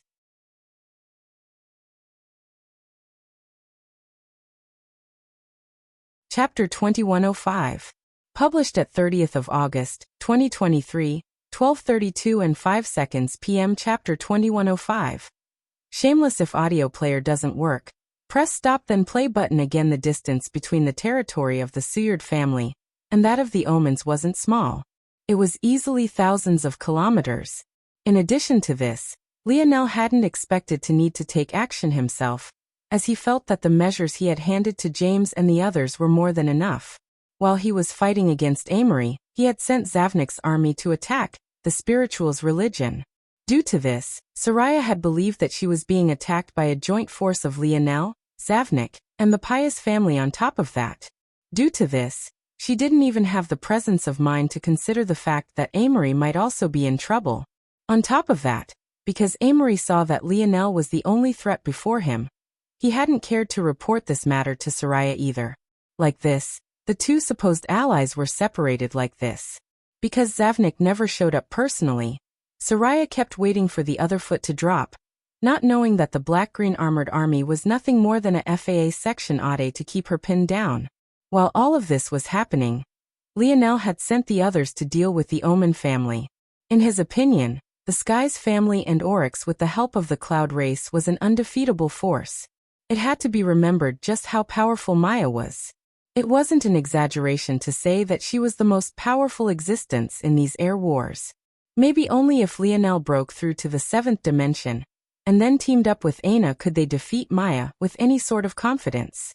This wasn't because Maya was so talented, but rather because she had used the special ability of the Cloud race, exchanging her stored-up years for immediate strength and power. As a result, while she had only experienced about 20 or so years of life, she had the strength of an absolute genius of the Cloud race that had practiced hard for decades longer than that. If Lionel had been willing to put her out in front, he might have won this war on day one before anyone could do a thing to stop him. The reason he hadn't was that, as he had said, this wasn't his end goal. As he saw it, the air wars were only the beginning, and its purpose wasn't just for him to win either. The air wars was the stage for him to show off his abilities, for the human domain to become aware of who Lionel Morales was, and the kind of strength he held. That way, when he conquered them in the future, they would have a deep-seated respect for him in their hearts already. He couldn't do that if he just let Maya run amok from the very beginning. In addition to this, Maya was a trump card he didn't want to reveal too soon. He wouldn't have even traded for her in the first place and brought her into the air wars if it wasn't for the sake of wanting to make sure the Cloud race stayed in line and followed his orders. The talent of the Cloud race when it came to controlling the mind and related matters was too high. Lionel wanted a foolproof plan to control them, so placing seeds into their minds wasn't enough. He thus took control of Maya's sons and then used Maya's prestige to keep the others in line. This was all to say that with Maya present, it should have been impossible for the Omen family to turn the tides. According to Lionel's orders, Maya should have only acted if it was strictly necessary. But should things go left, he gave her permission to display her true strength. This was why he had been so confident. But what he hadn't expected was for the Omen family to be so shameless, though he should have. Rather than calling these the air wars, it was more like a battle between Lionel and the most powerful families of the human domain. It was absolutely ridiculous. The air wars were meant to test the connections of the younger generation and their abilities. It wasn't a place for powerful families to flaunt their resources. Everyone already knew that they were powerful, but they didn't seem to care about this. Lionel had caught a glimpse of this shamelessness with the Leo family. He knew for a fact that Conan and Gunter hadn't raised those beasts themselves, but they still brought them forward as though they had. And now, the Omen family had placed their full effort behind Crone Omen, the supposed best force crafter of the younger generation. This time, It wasn't just a small horde of beasts at the end of their lives. The Omen family had provided the heirs of the Omen family with all the resources they needed to build a Tier 2 starship. It had to be remembered that when Lionel stole a Tier 2 starship from Shield Cross Stars, Cross Elder Avon had been enraged to the point of throwing a tantrum. That kind of wealth was astronomical. It was enough for even an organization of that size to feel the pinch. They even sent an 8th-dimensional ancestor after Lionel to try and get it back. Lionel had used a Tier 2 starship to destroy not just one but 4 of the great families, each of which had had several experts that could have fought the likes of Maya. The strength of such a vessel shouldn't have appeared in the Air Wars, and the rules had made it so as well. Everyone knew that Lionel had stolen a Tier 2 starship from Shield Cross Stars, so there was a limit on the kind of vessels and war weapons that could be traded for. If Lionel could just hand over 10,000 points and activate his flagship, the war would have been over. The Morales had agreed to these stipulations. In years past, they hadn't needed such a rule because no one in the younger generation had the resources to build such a vessel, but they felt that it was a good rule to add as well since it would no longer be just the Morales participating now. But obviously, the Omen family had taken advantage of a loophole themselves. I think you should take a look at rather than trading for such a vessel. They built it from the ground up. Roelfen Diaufes and Omicron Viepsilinel. Si Omicron the more Lionel thought about it, the colder his expression became. He activated his starry light domain, and his body began to leap through hundreds of kilometers at a time, flickering and vanishing with a speed that put the wind to shame. Only several minutes later, he saw the battle over the distance. The ocean seemed to have been extended by several kilometers, large swaths of flooding waters filling the once grassy plains. Bodies, or rather what remained of them, floated in the water. The large rain beasts collapsed one after another.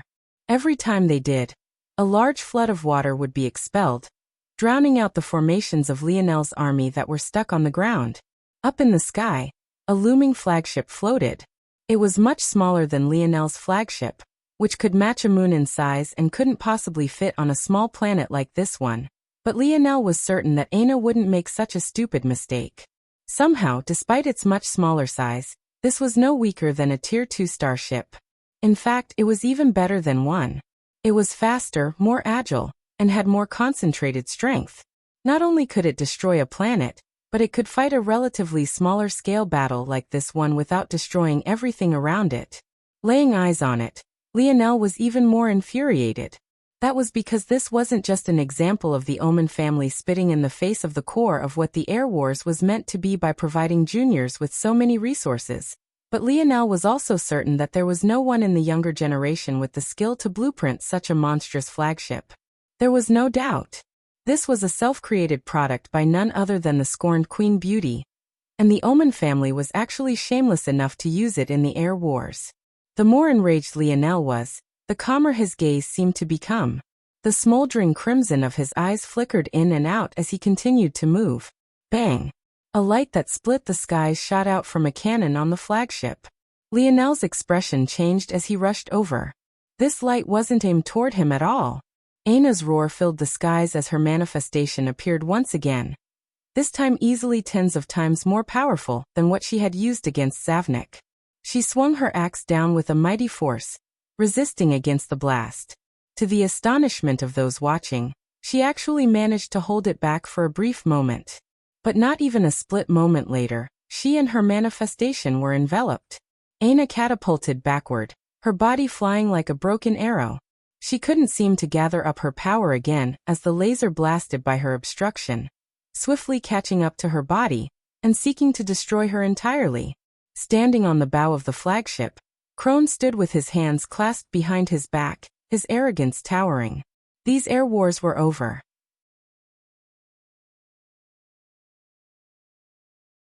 Sword deity? Bow deity? The Morales? The Suyard? The spiritual religion? All of them were worthless in the face of the greatest crafting family of the human domain. Announcement below. Author's note. Just one chapter today and tomorrow everyone, sorry about that. But according to the bylaws signed into being by the Dimensional Verse Regulator, It stipulated that author San is freed from public lynchings so long as his birthday is within 1 business day of said follies.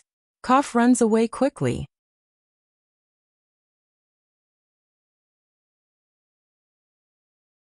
Chapter 2106. Published at 30th of August, 2023, 12:32 and 4 seconds p.m. Chapter 2106. Too late if audio player doesn't work. Press stop then play button again. Lionel's expression changed. His speed hit a completely new state. A wild surge of light force and spatial force spreading over his body. He seemed to lengthen, his body becoming a blurred afterimage spreading across the skies. He caught Aina just before the beam appeared before them, but already felt too late to do anything after it. It almost looked as though he had rushed forward just to die along with her. At that moment, Lionel unleashed a furious roar. His bronze aura erupting from his body and forming a gravity field that crushed everything in its path. The ground, or rather large body of water below him suddenly exploded. A pillar of invisible force crushing it as though a mighty fist had suddenly slammed against its surface. Bang! The beam of light smashed against Lionel's defenses, and seemed prepared to destroy them even faster than they had Aina's. But right then, the wild fluctuation of golden and silver energies wrapped around Lionel's body suddenly surged as well. However, it was all helpless. Shoo! The laser shot past, the end of its body blinked before waning like the final drip of water from a faucet.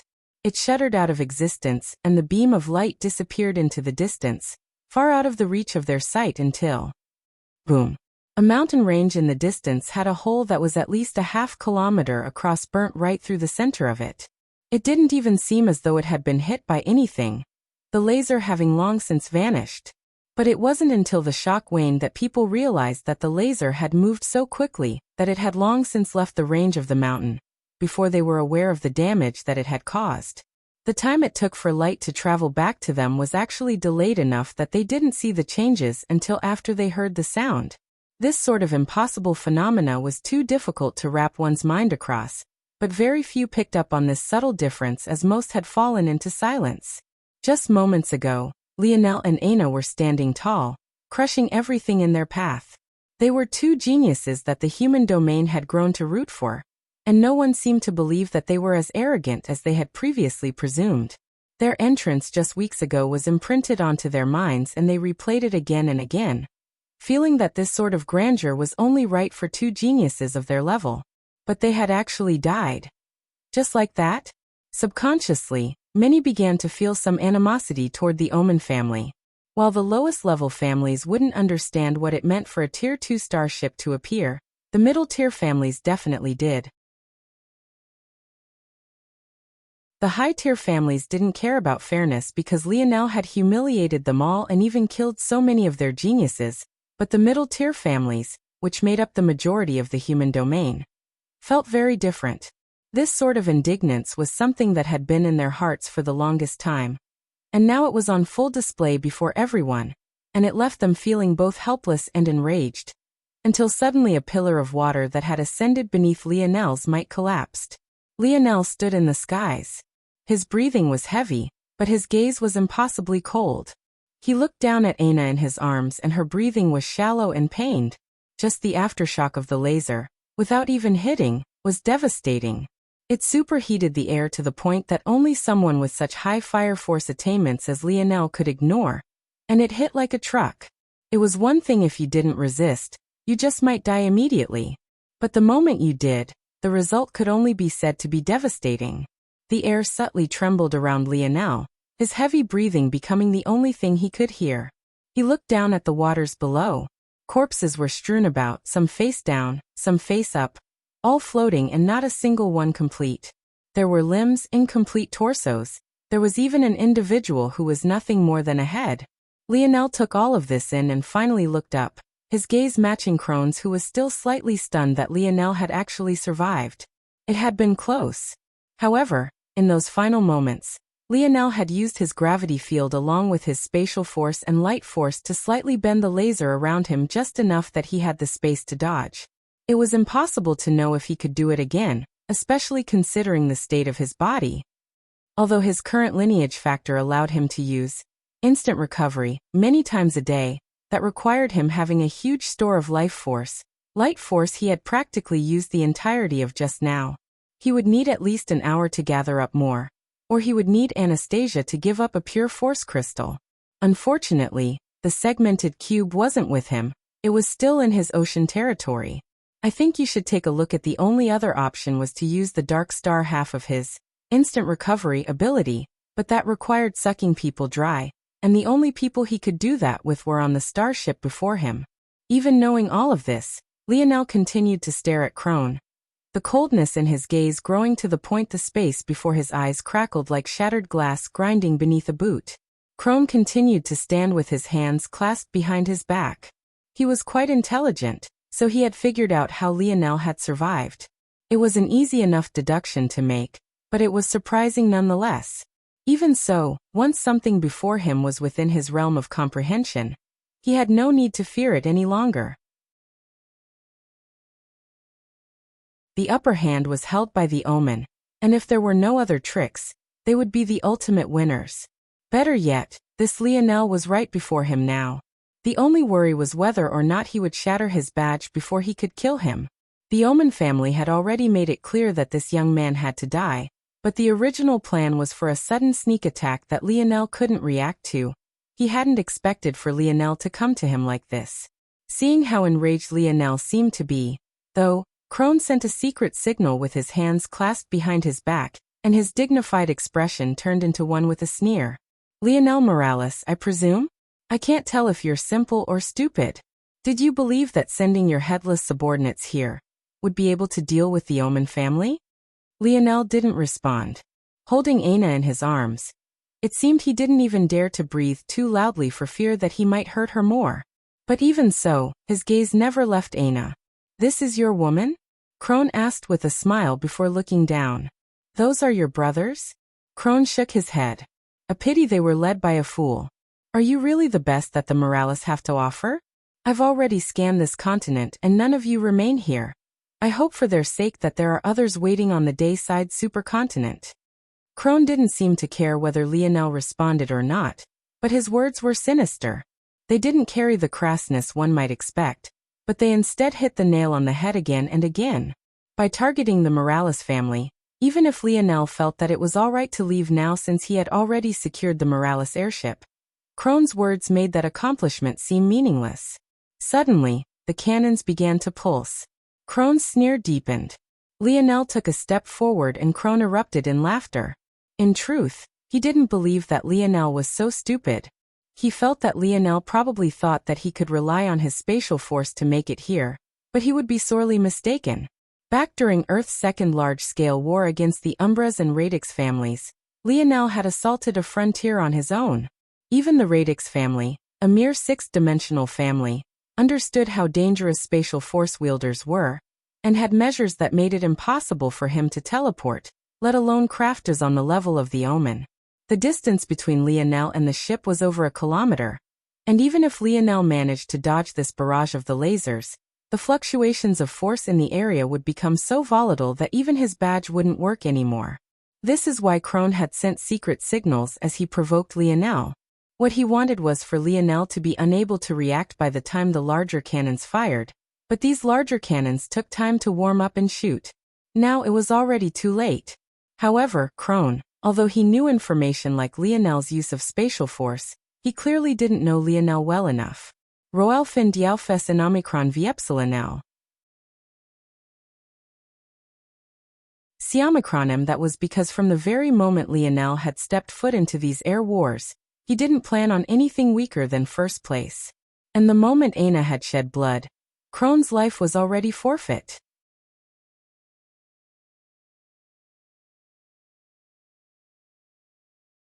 Chapter 2107. Published at 30th of August, 2023, 12:32 and 3 seconds p.m. Chapter 2107.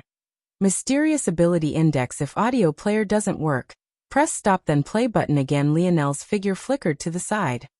He moved before the final pulse of cannons echoed through the air. It felt like an Armageddon was descending, the piercing lights enveloping everything as they crossed to meet toward Lionel's location. Svel. Siomicron M. Crone had already seen Lionel's movement, But his sneer only deepened.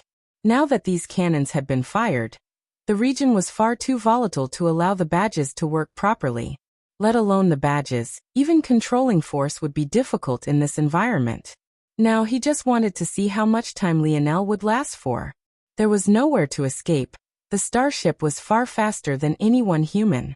Even eighth-dimensional existences wouldn't be able to easily outrun them. There was no winning. The starship was too powerful. Any one of its strikes could threaten the life of an ancestor. There was only despair to be had. When the lights faded, all others saw was Lionel calmly strapping Aina to his back. He moved slowly and with purpose, too scared that his abrupt movement could injure her further. Just moments ago, this woman stood at the top of the world, casually defeating all the geniuses in her path. This was the glory she deserved. A glory that Lionel was more than willing to give her. She was his woman, the one he loved. It didn't matter to him even if others downplayed his achievements because he had relied on her in the end. When she smiled, he was happy. When she frowned, he felt sadness. When she was angry, he felt enraged on her behalf. And when she bled, his fury could burn even the stars. Lionel's gaze had sharpened, his expression becoming so dark that it was difficult even to see his eyes clearly. The last time he had been forced to strap Aina to his back like this, he had caused a city to fall from the skies, crushing the enemy that had dared to make her feel fear. Back then, the puppet master hadn't even laid a hand on Aina yet. Only because of her reaction Lionel had caused two powerful cities to crumble beneath his might. What he would do to Crone and the Omen family would be far worse. Lionel flickered and vanished. To the astonishment of those watching, rather than turning and running, hoping to find a way to exit the range of the volatile force and crush his badge, he instead shot forward like a blazing meteor. At that moment, streaking through the skies felt like swimming through a vat of oil. Using force felt like pushing a boulder up a hill. Many who weren't even present found it difficult to breathe. It was truly the hot-bloodedness of youth. Facing such a ship, even ancestors would have to turn away. Back then, even the hot-tempered Cross-Elder Avon had only targeted Lionel after making certain that he had lost the ability to use the starship against him. But now, against an upgraded Tier 2 starship, Lionel was actually moving forward like he had lost his mind entirely to rage. Crone was stunned for a moment as well. He had only meant to use provoking words to delay Lionel for a moment, so that the cannons could fire. He hadn't expected to provoke Lionel to the point that he would actually attack. The way he saw things, Lionel might be stupid enough to not crush his badge immediately out of pride, but when he saw the situation, he would make a move nonetheless. I think you should take a look at, but the reality showed that Lionel was far more foolish than he had thought. Crone suddenly began to laugh. This is indeed the difference between the Morales and the Omen family. This hot-blooded foolishness killed many of your ancestors. It killed your grandfather, and it will kill your father very soon, but I guess that you won't be there to witness that day. This time, Crone wasn't speaking just for the sake of goading Lionel. He spoke from the very bottom of his heart, his disdain practically taking physical form as it exuded from him. The other geniuses of the Omen family couldn't help but sneer after awakening to the truth as well. Van Lamar, Erdel and Garfin, 3 gold-grade crafters only beneath Crone in terms of crafting skill within the younger generation.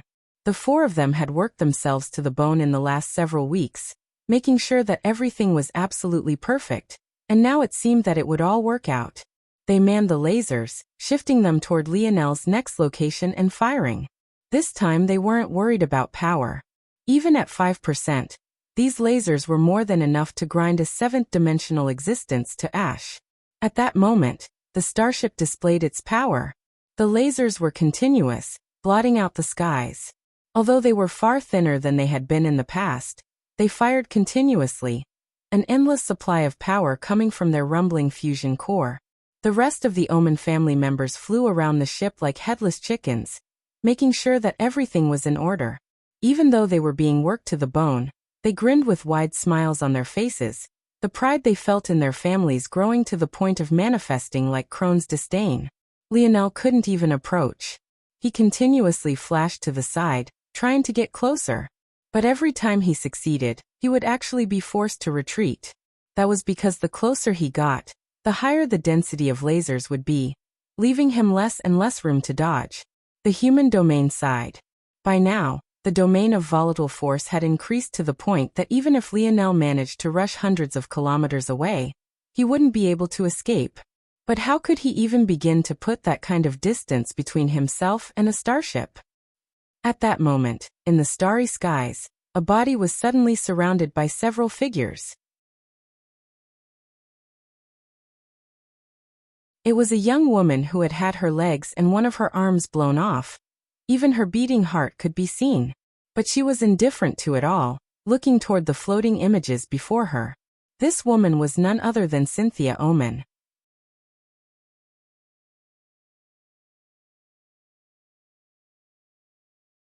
Chapter 2108. Published at 30th of August, 2023, 12:32 and 1 second p.m. Chapter 2108. Over if audio player doesn't work, press stop then play button again. Cynthia didn't care about the state of her body, nor the Oman family elders trying to sustain her life around her. She felt that since she still had her consciousness, her survival was inevitable. She would get her revenge in due time. What she cared about now was the death of Lionel. Roelfen diaufes in Omicron viepsilinel. Si Omicronem, she had given Krone a blueprint she had spent the better part of the last few decades on. It was a machine that would allow the Omans to rise to the top.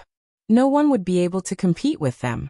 This was nothing more than an appetizer. If before she didn't care much about Lionel, and only wanted him dead for the sake of avoiding accidents, she now wanted to see Eleanor's face when she learned that she had both survived, and was the cause of her son's death.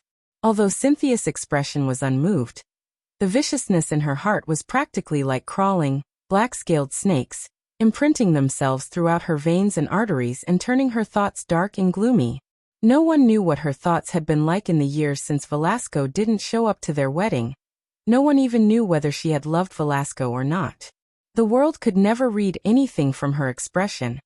And even when she was on the brink of death like this, she had given nothing away at all. In truth, though she wanted to see Eleanor in pain, she was actually partially grateful. Much like no one knew what her true emotions were, even fewer knew what her ability index was. But this time, that was because even Cynthia herself hadn't been aware of what it was. All her life she had assumed that it was just a minor ability index that boosted her strength or speed, but this was unexpectedly not the case. Just now she had truly died and been reborn. If she already stood atop the world before, she would supersede even this world in the future. And the first step toward that glory was the death of this thorn at her side. Lionel's moves became more and more erratic. In the end, this was the first time the Oman had used this starship. They were yet to become used to it. The more they fired, the more accustomed they became, and the sharper their attacks and their aiming became. The only reason Lionel had survived for this long was because he was moving before the cannons fired, basing his movements on the aiming of the barrels rather than waiting to time the trajectory of the lasers themselves. But the sharper the Oman family became, the more and more difficult this became as well. However, no one noticed that Lionel's gaze had become akin to the sea god's trident, cold and merciless, enveloped the chilly depths of the dark ocean. And then, Lionel suddenly moved forward. This time, there was no sideways movement to his steps at all. He barreled forward as though he had given up on life and sought to die in a blaze of glory. Krone's smile deepened until it suddenly froze. There was only a kilometer that separated himself and Lionel. This was nothing more than child's play in terms of distance at their strength. But it hadn't mattered because Lionel couldn't even get close. In fact, Lionel had even been pushed back until there was over a 10 kilometers distance separating them. But Lionel suddenly closed the distance to 9 kilometers, crossing a distance that should have gotten him killed immediately. And he was still moving. I think you should take a look at Lionel's flickered and moved like the pieces on a chessboard. Every time he shifted to one location and the cannons reacted, he would shift again, sliding into an impossible-to-target blind spot. All barrels had their limitations. These limitations came in terms of how fast they could move, their recharge time, their recoil, and the final limitation was that of the experts manning them. With this fast rate of firing, the reload time was not even half a second. The recoil was minimized not only by the design of the barrels, but also the thickness of the lasers. Although they were far thinner now than when they were fully charged, that was only relative. As for how fast they could move side to side and up and down in order to re-aim, that was even smoother. They were being manned by the geniuses of the Omen family. Their speed of calculation was out of this world. However, in Lionel's eyes, a half-second was still a period of time. Recoil, no matter how minimal, was still minimal. Thickness, no matter how thick, wasn't infinite. And calculations, no matter how fast they were done, couldn't possibly be done faster than his own. After just 3 minutes, a map of the location of the barrels, their limitations, and what regions they could currently attack, had all appeared in Lionel's mind. Every time he moved, he would force the barrels to overextend themselves, then suddenly step into the nearest blind spot they couldn't react fast enough to. His movements were agile, and his steps were confident. He halved the distance to 5 kilometers in an instant, then in the blink of an eye he was already less than half a kilometer away. It had all happened so fast that Crone almost couldn't react. Lionel was akin to a fish in water, the coldness in his eyes suddenly piercing through Crone's soul for the first time. But just because he was a bit slow to react didn't mean he couldn't. Crone calmed and waved a hand, a shield activating that blocked Lionel's path when he was just 100 meters away. Even normal mortals could see across this distance clearly, let alone 2 individuals of their stature. Looking into Lionel's eyes, Crone felt that it was far too close. "Kill him," Crone said coldly. This shield was even stronger than the shield Lionel had used to protect himself from Cross Elder Avon. This battle was over.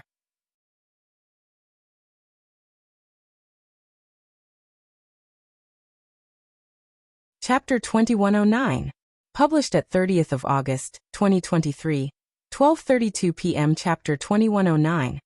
A practical joke. If audio player doesn't work, press stop then play button again. The lasers charged, and suddenly there was no place to dodge.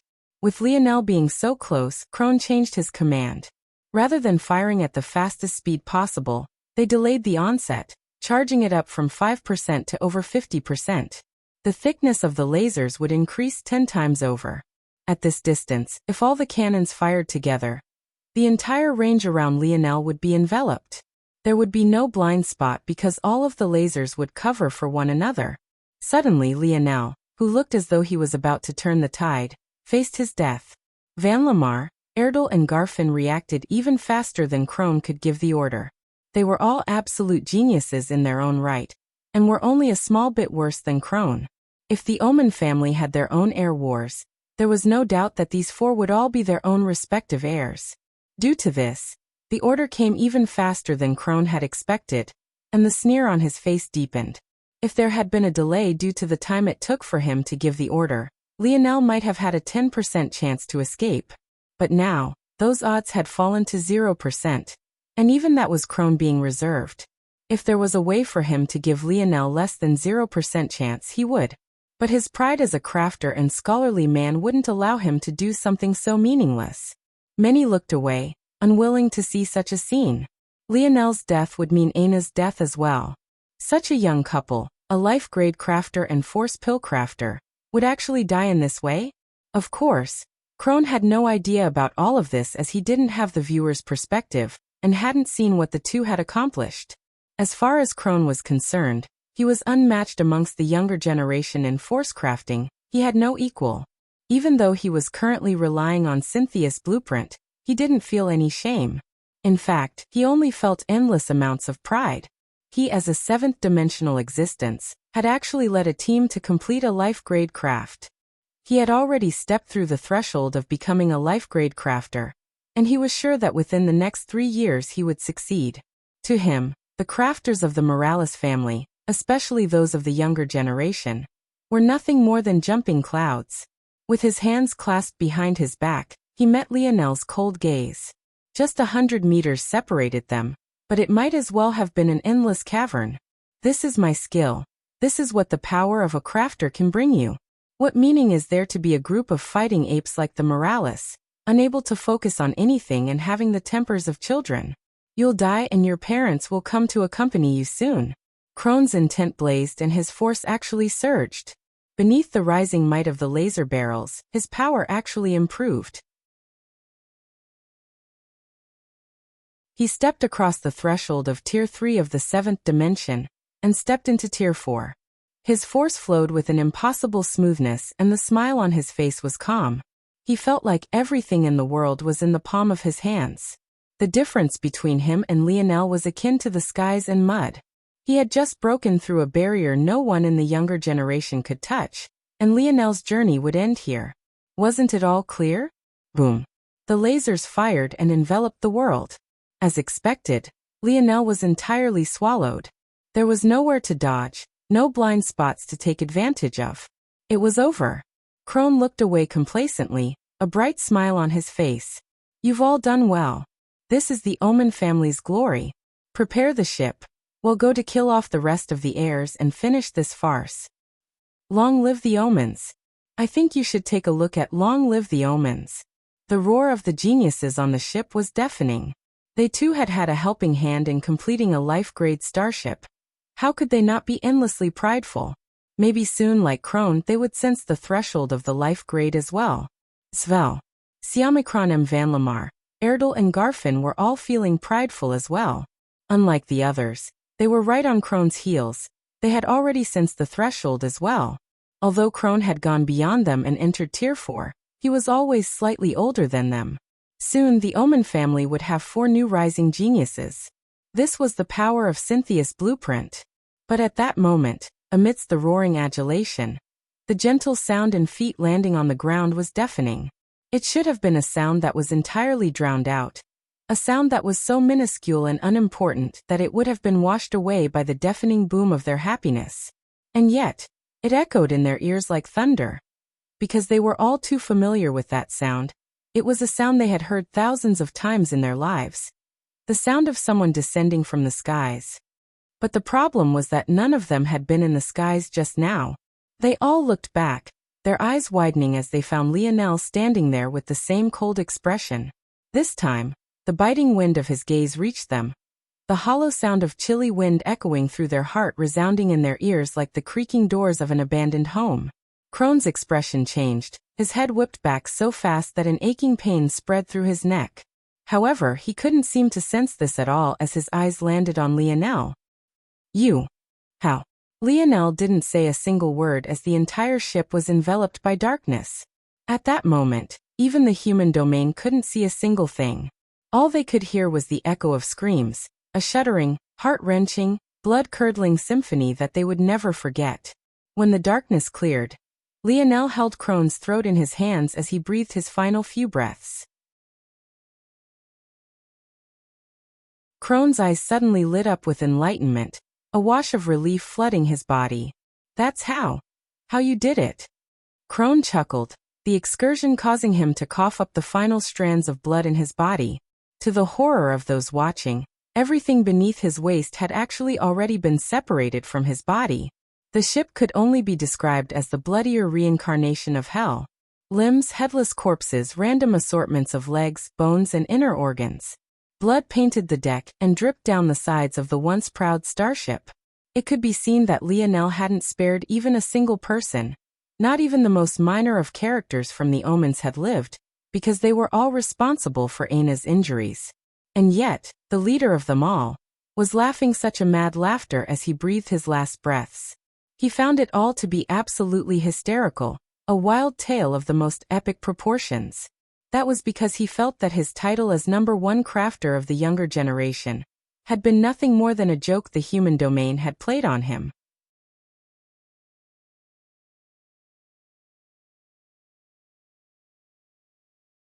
Chapter 2110. Published at 30th of August, 2023, 12:31 and 58 seconds p.m. Chapter 2110.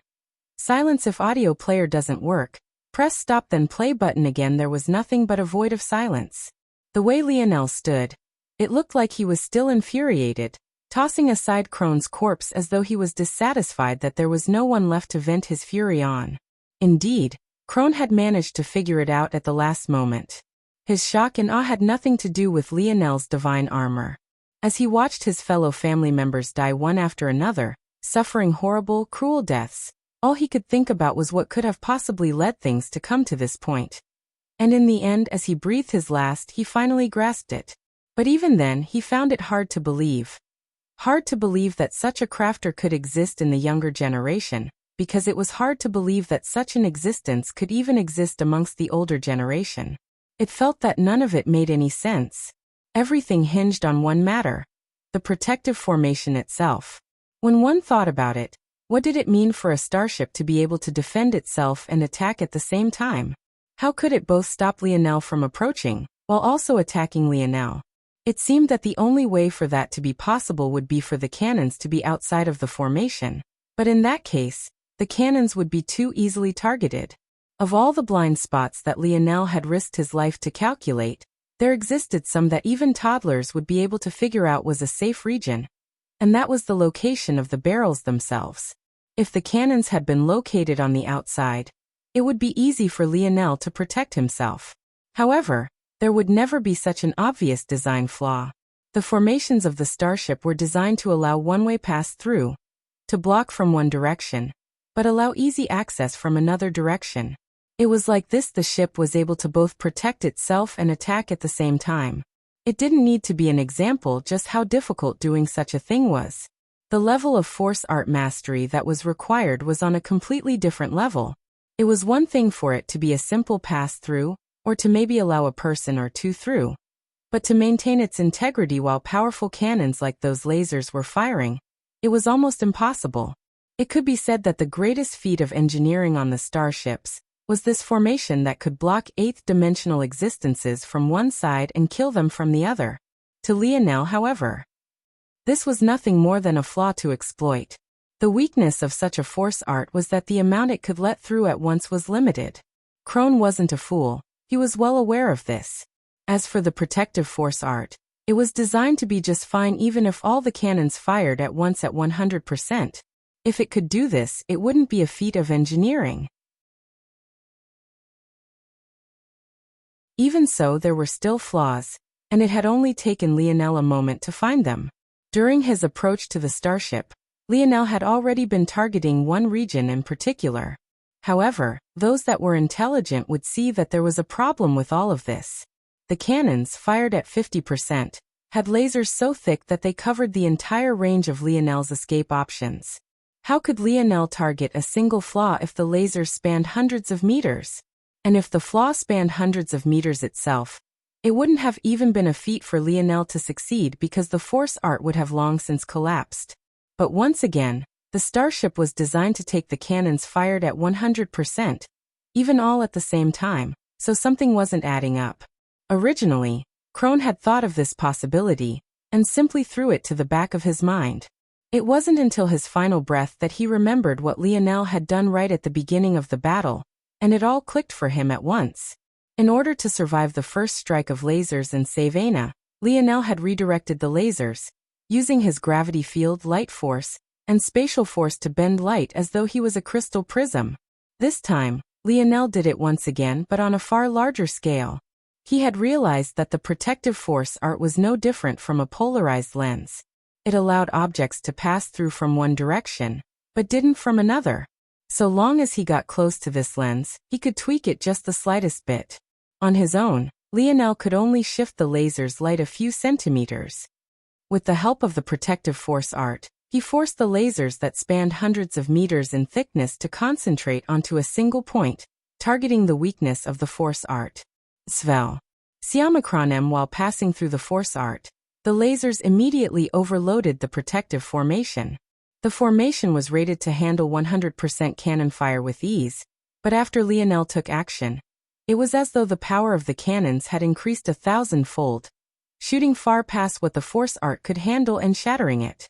At the same time, because the laser was concentrated into a single point chosen by Lionel's manipulation of the protective force art, he knew exactly where to stand to avoid being hit.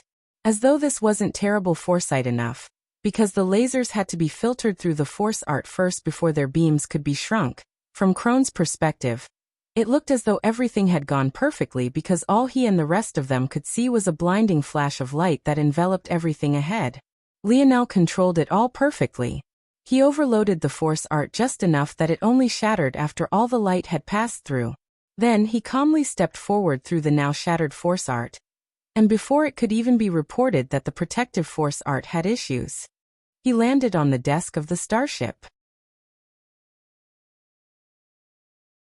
Now he stood alone, and it all began to sink in for the spectators. These air wars were over, and the #1 genius of the younger generation had been crowned. His name was Lionel Morales.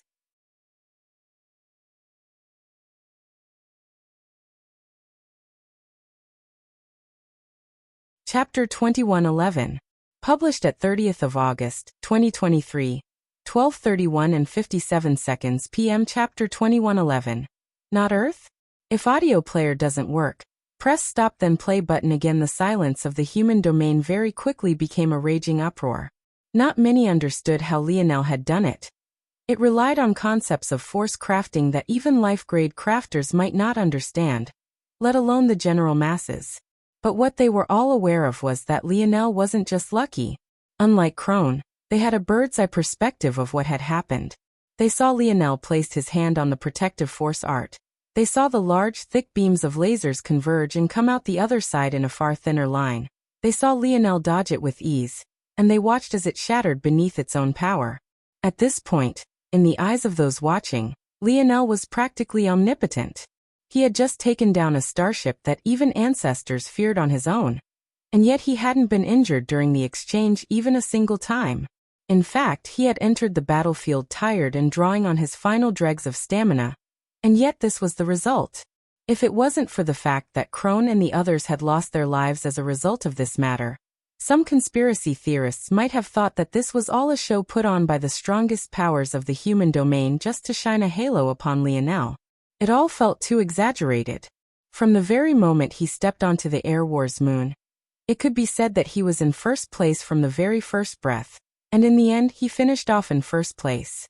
Despite the winding twists and turns, and even when it seemed that he had nowhere to go and had finally reached a dead end, he broke through time and time again. Nothing was able to pause his steps.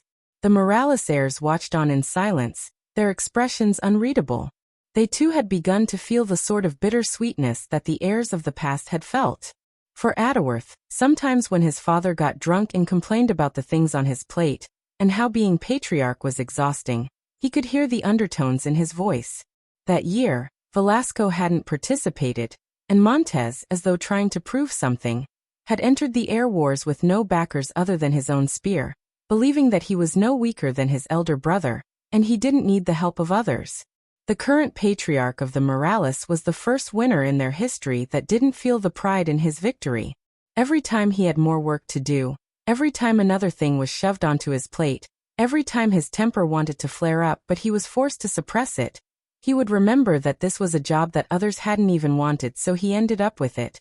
And it made it all the more bitter. Adworth had wanted to win, to defeat his fellow heirs in the most talented generation of the Morales with his own hands, so that he could take some of his father's pride back. But that satisfaction had already been stripped from him. The moment the human domain forced Lionel to participate as a sixth-dimensional existence, he had been enraged, although he didn't show it. What good was it if he defeated Lionel like this? What was it worth? Could he take his father's pride back? Could he help their branch of the family set their hearts at ease? This rage, however, wasn't aimed toward Lionel. He wanted to vent it on the other heirs of the human domain for daring to stain something he had worked so hard for.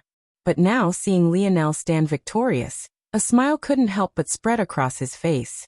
This was what Lionel deserved, what the Morales deserved. All the humiliation he had felt, that they had felt, that every Morales had been forced to shoulder for the last several months, was washed away in a single instant. As fiery as all of their tempers were, they grinned from ear to ear, their bodies rumbling and their blood boiling.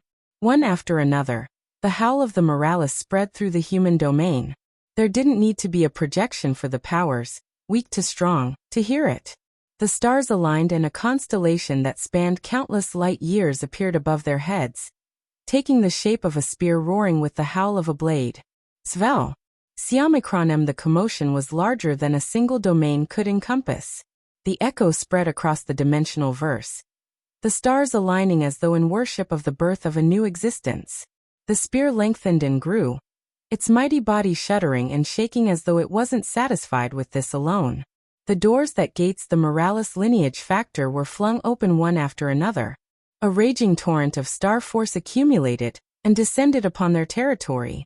Everyone with even the slightest Morales blood rushing through their veins felt a connection with the roaring stars in the skies. Their understanding of star force and what it truly represented seemed to undergo a metamorphosis, and their gazes lost their sharpness, the vague hue of enlightenment filling their bodies as the commotion continued to grow. Boom, boom, boom, boom. The Morales Holy Land rumbled. The ground cracked and large plumes of violet smoke came out from its depths, filling the region that had already been extremely thick with force with larger and larger amounts of it. And then suddenly, it was as though a pane of glass had shattered, a ceiling made of the most pure and transparent crystal being crushed as an artificial glass cap was erupted through. The Morales lands trembled, their skies thundered, and all of the stars within the thousands of galaxies they commanded seemed to surge with life. Every existence in the dimensional verse was alerted all at once. The human domain finally had an eighth dimensional territory. And it wasn't Earth at all.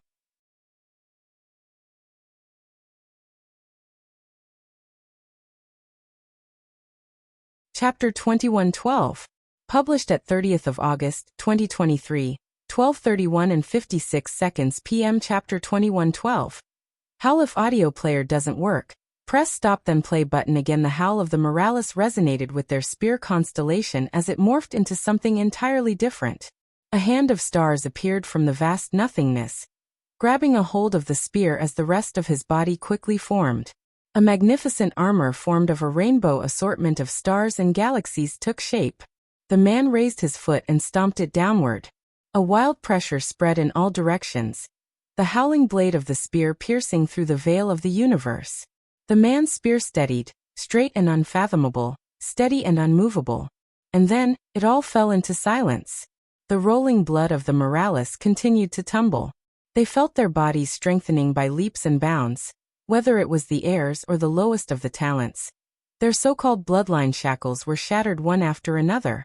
Even without being consciously aware of it, the Morales seemed to understand that they would never have to awaken their lineage factor step by step again. However, even this wasn't the most shocking part of it all. Their metal synergy lineage factor and their spear domain lineage factor had seemingly fused into one, becoming an entirely new lineage factor more substantial than it had been in the past. And as though that wasn't enough, every Morales alive on this day had received it. In the past, the fifth door of the metal synergy lineage factor had been a tightly guarded secret, one that the Morales hadn't been willing for outsiders to understand. But when the sixth door was awakened by Lionel, the uproar within their holy lands was devastating, though many had assumed that it had been done by Velasco. Now, however, it had all changed. Doors? They didn't have them anymore. And let alone the sixth door that they had to suppress information about had entirely vanished. The two lineage factor standards that had become the deciding factor as to whether or not one could become an heir and compete for the patriarch position had vanished, fusing into one and forming an entirely new lineage factor that existed on a plane of its own. At least in the human domain. The other families that were witnessing this felt shaken to their core. At this moment, one had one very important question to ask themselves. Why was it that only 12 were known as the constellation families?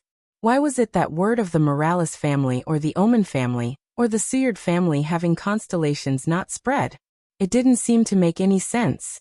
The influence of these constellations was so heavy that even the people of Earth had heard of them, to the point that they had even named them properly down to the final word. If the influence was so great, then why was it that these families had to join up in alliances just to match up to the Seward and Morales families? Why were they so weak, relatively speaking? Of course, to the people of the human domain, these families were absolute behemoths, but they still didn't sit upon the apex. So what was the reasoning for this? The harsh truth was that very few knew or understood, but there was some speculation.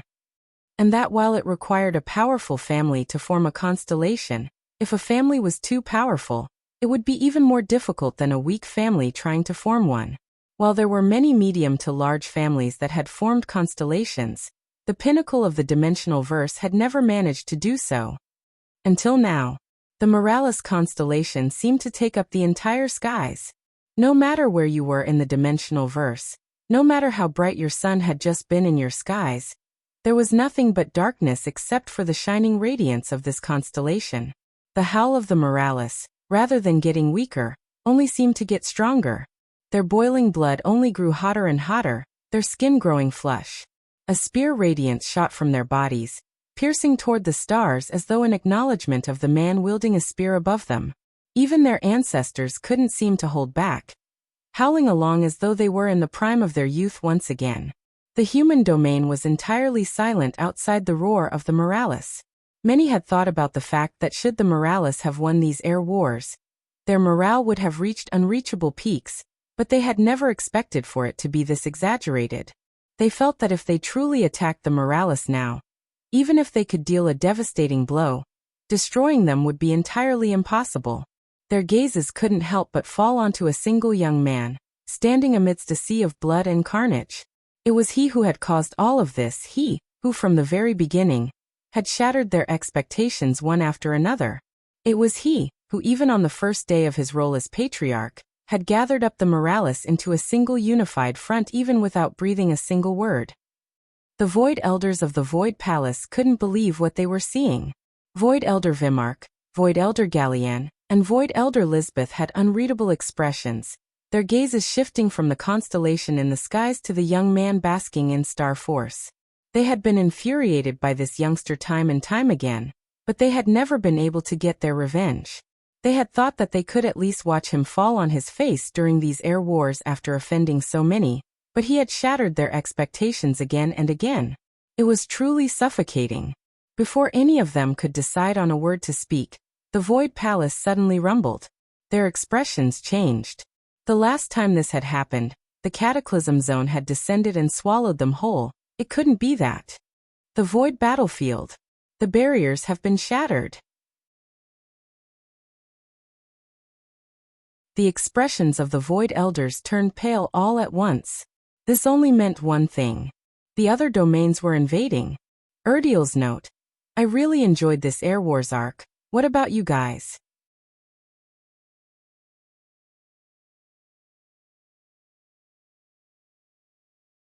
Chapter 2113.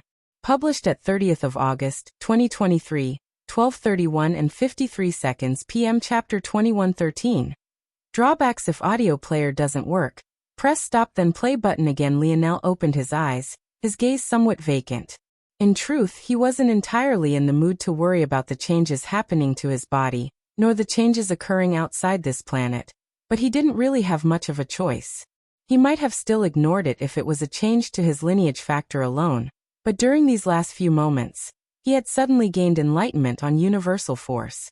It had come in an unexpected way, but also in a mode that made perfect sense. He had never thought that the constellation families would be so related to the universal forces, but now that things had been laid out this way, it almost felt too obvious. Of course they would have to be related in some way. Even so, the fact that his lineage factor had actually evolved was beyond his expectations, and his breakthrough was even more unexpected. Lionel had found breaking through the realms of the sixth dimension incredibly easy. He improved by leaps and bounds what felt like almost every day. And yet his universal force and comprehension of universal cycles was still stuck at a fifth-dimensional standard. It didn't seem to make much sense. That said, Lionel understood why this was. He had suddenly upturned his entire understanding of universal forces and what they were meant to be, and had even tied that in with dimensional cleanse. The complexity of taking even a single step forward now couldn't be understated. What Lionel had neglected was the fact that since his universal force had fundamentally changed, the method by which he had to approach his next breakthrough should likewise change, but he hadn't been flexible enough. Now he realized where his mistake was. He had already fully comprehended the sixth-dimensional layer of dimensional cleanse. All he had to do now was use it as a prism to comprehend the natural light realm, and everything would flow smoothly. The moment he had this thought, it happened. The world of his ethereal glabella changed entirely, and the shifting tides of night and day came with a surge of universal force that was all too easily masked by the commotion of the human domain as a whole. Lionel was so distracted by these changes to his universal force that he didn't pay much attention to his body. He already had improved his lineage factor greatly, and he hadn't thought about what benefits this matter would bring him. In fact, he was actually lamenting it. Why were the Morales so powerful? It wasn't just because of their lineage factor, but rather because of the skills that they had paired it with. The metal synergy lineage factor didn't come with divine armor by default. It had to be remembered that the divine armor creation technique was one that passed down to Lionel from his father.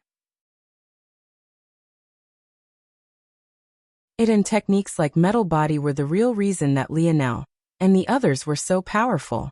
If the lineage factor changed too much, these techniques that had taken countless generations to produce would become useless. Even if the floor strength of the Morales had skyrocketed, and their ceiling couldn't be seen, the time it would take for that improvement to be seen would be extremely long. In fact, if those techniques truly became useless in the immediate future, rather than becoming stronger, the Morales would actually weaken by a substantial margin. This is why Lionel wasn't very excited about these matters.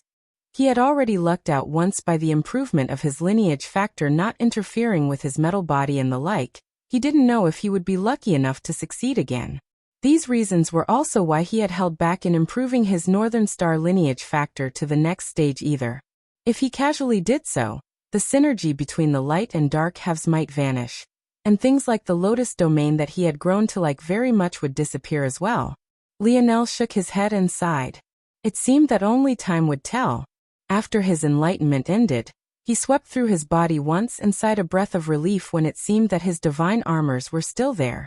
However, although they were still there, they felt somewhat empty. They had had such a perfect fusion with Lionel before, but now it felt that there was something missing. The situation in Lionel's body, oddly enough, was actually quite similar to what the other Morales were experiencing as well. This was surprising because Lionel's own lineage factor had already deviated from their own, and his divine armor had changed a great deal. Lionel's gaze sharpened. He actually felt that he could expel his divine armor from his body now. Others weren't aware, but Lionel very much understood how he had managed to reforge his divine armors. It required literally being eaten alive. Although it wouldn't have had to be so exaggerated if he wanted to do it again, he would still have to take the step to destroy his own body and reforge it like a spiritual would. That wasn't a fun process, and he could only do it because he had succeeded in separating his soul. But now it seemed that he could actually do it at will. Maybe the drawbacks won't be so bad. Lionel felt hopeful. However, he didn't smile too quickly. He knew that with these sorts of subtle changes, it would take time to pick out all the new issues they would have to deal with. At least with how things stood now, his divine armor was definitely no longer perfectly suited to his body. He would have to do something about that sooner rather than later. Exhaling a breath, Lionel looked up. It seemed that it was time to leave. He took a step and the starship rumbled. The corpses that had fallen into the ocean were all taken by him. When Lionel pierced through the atmosphere of the Air Wars moon, there probably wasn't a single person who didn't have their eyes on him. All at once, the animosity that had built up so long came flooding forth like a tide. This was truly their last easy chance to kill Lionel.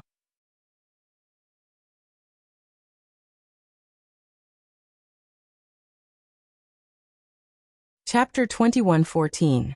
Published at 30th of August, 2023, 12:31 and 51 seconds p.m. Chapter 2114.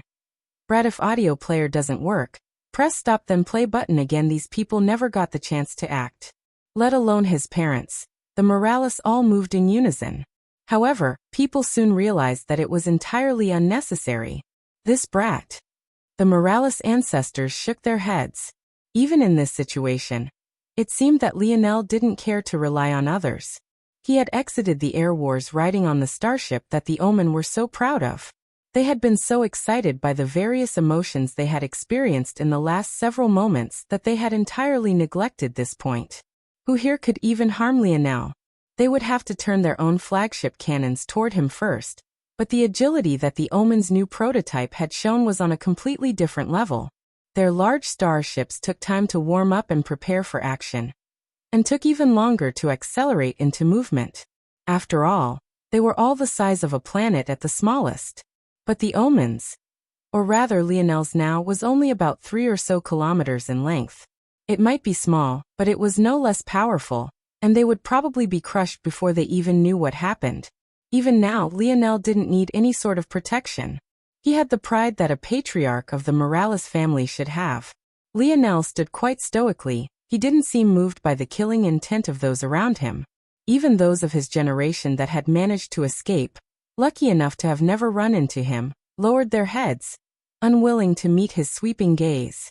Whether it was the arrogant Conan of the Leo family, or even Simona who had just been Lionel's ally, they felt that they were at a loss for words and didn't deserve to stand on the same plane as him. One might wonder why it was that Simona was already among the spectators, but the truth wasn't all that difficult to decipher. She had charged toward the Omens to deal the final blow, along with Lionel's brothers and his armies. However, the moment she had seen the starship, she felt that the situation was helpless. Without hesitation, she crushed her badge, leaving the others behind to fend for themselves. Lionel's army was only about 20,000 deep.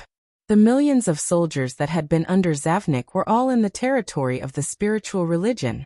It could be said that Simona and her people had been the absolute largest force, but they had left even without a fight. It was hard to blame her. What could she do in the face of a weapon even ancestors would be helpless against? But when Lionel swept a gaze past her, unsurprised by her appearance here, and treating her just the same as every other genius he had trampled beneath his feet, she felt a hollowness in her chest. Looking toward the beauty calmly resting on Lionel's back, Simona thought she saw a slight smile on Aina's face. Even so injured, even in such a helpless situation, the moment she had felt Lionel's touch, she seemed to have entered a state of incomparable ease. She didn't care if the skies were falling, her man would be there to hold it up. Simona adjusted herself and calmed down. Looking at the puppy by her legs, she relaxed entirely. In some time, she would dazzle the world as well.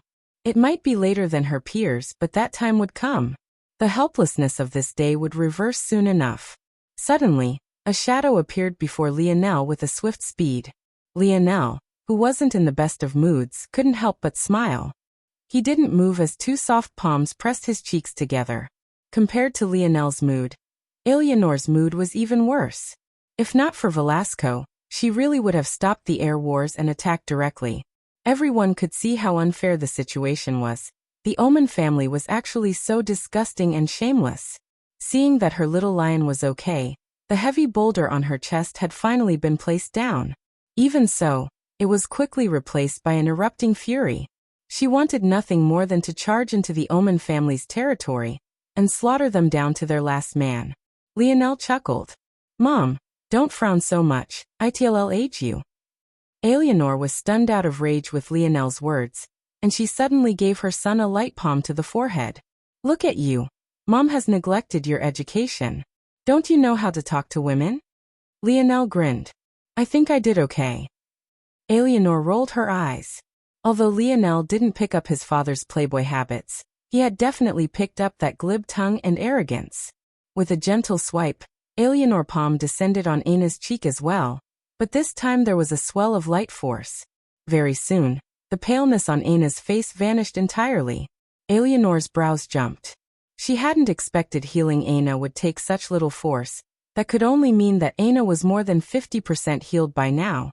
Such self-healing capabilities for a Tier 1 7th-dimensional practitioner was more than exceptional. She could only be said to be a little monster. Lionel looked past his mother's shoulder to see that his father was still lying lazily, and he couldn't help but roll his own eyes. He hadn't seen this old man in over half a decade. In fact, to this old man, it probably would have been over 3 decades since he last saw his son, but he was still trying to act cool. Before Lionel could say anything, the rage seemed to have boiled over. It seemed that what would come would come. The Gold-Dark family, the Tor family, the Gamine family, the Libra family, the Aquarius family, the Pisk family. More enemies than Lionel could even count were all infuriated. Of them all, the matriarch of the Gamine family, that vindictive young woman's mother, seemed to be the most pressuring. Seeing them really about to do something, Lionel suddenly held up a finger as though he was telling them to wait a moment.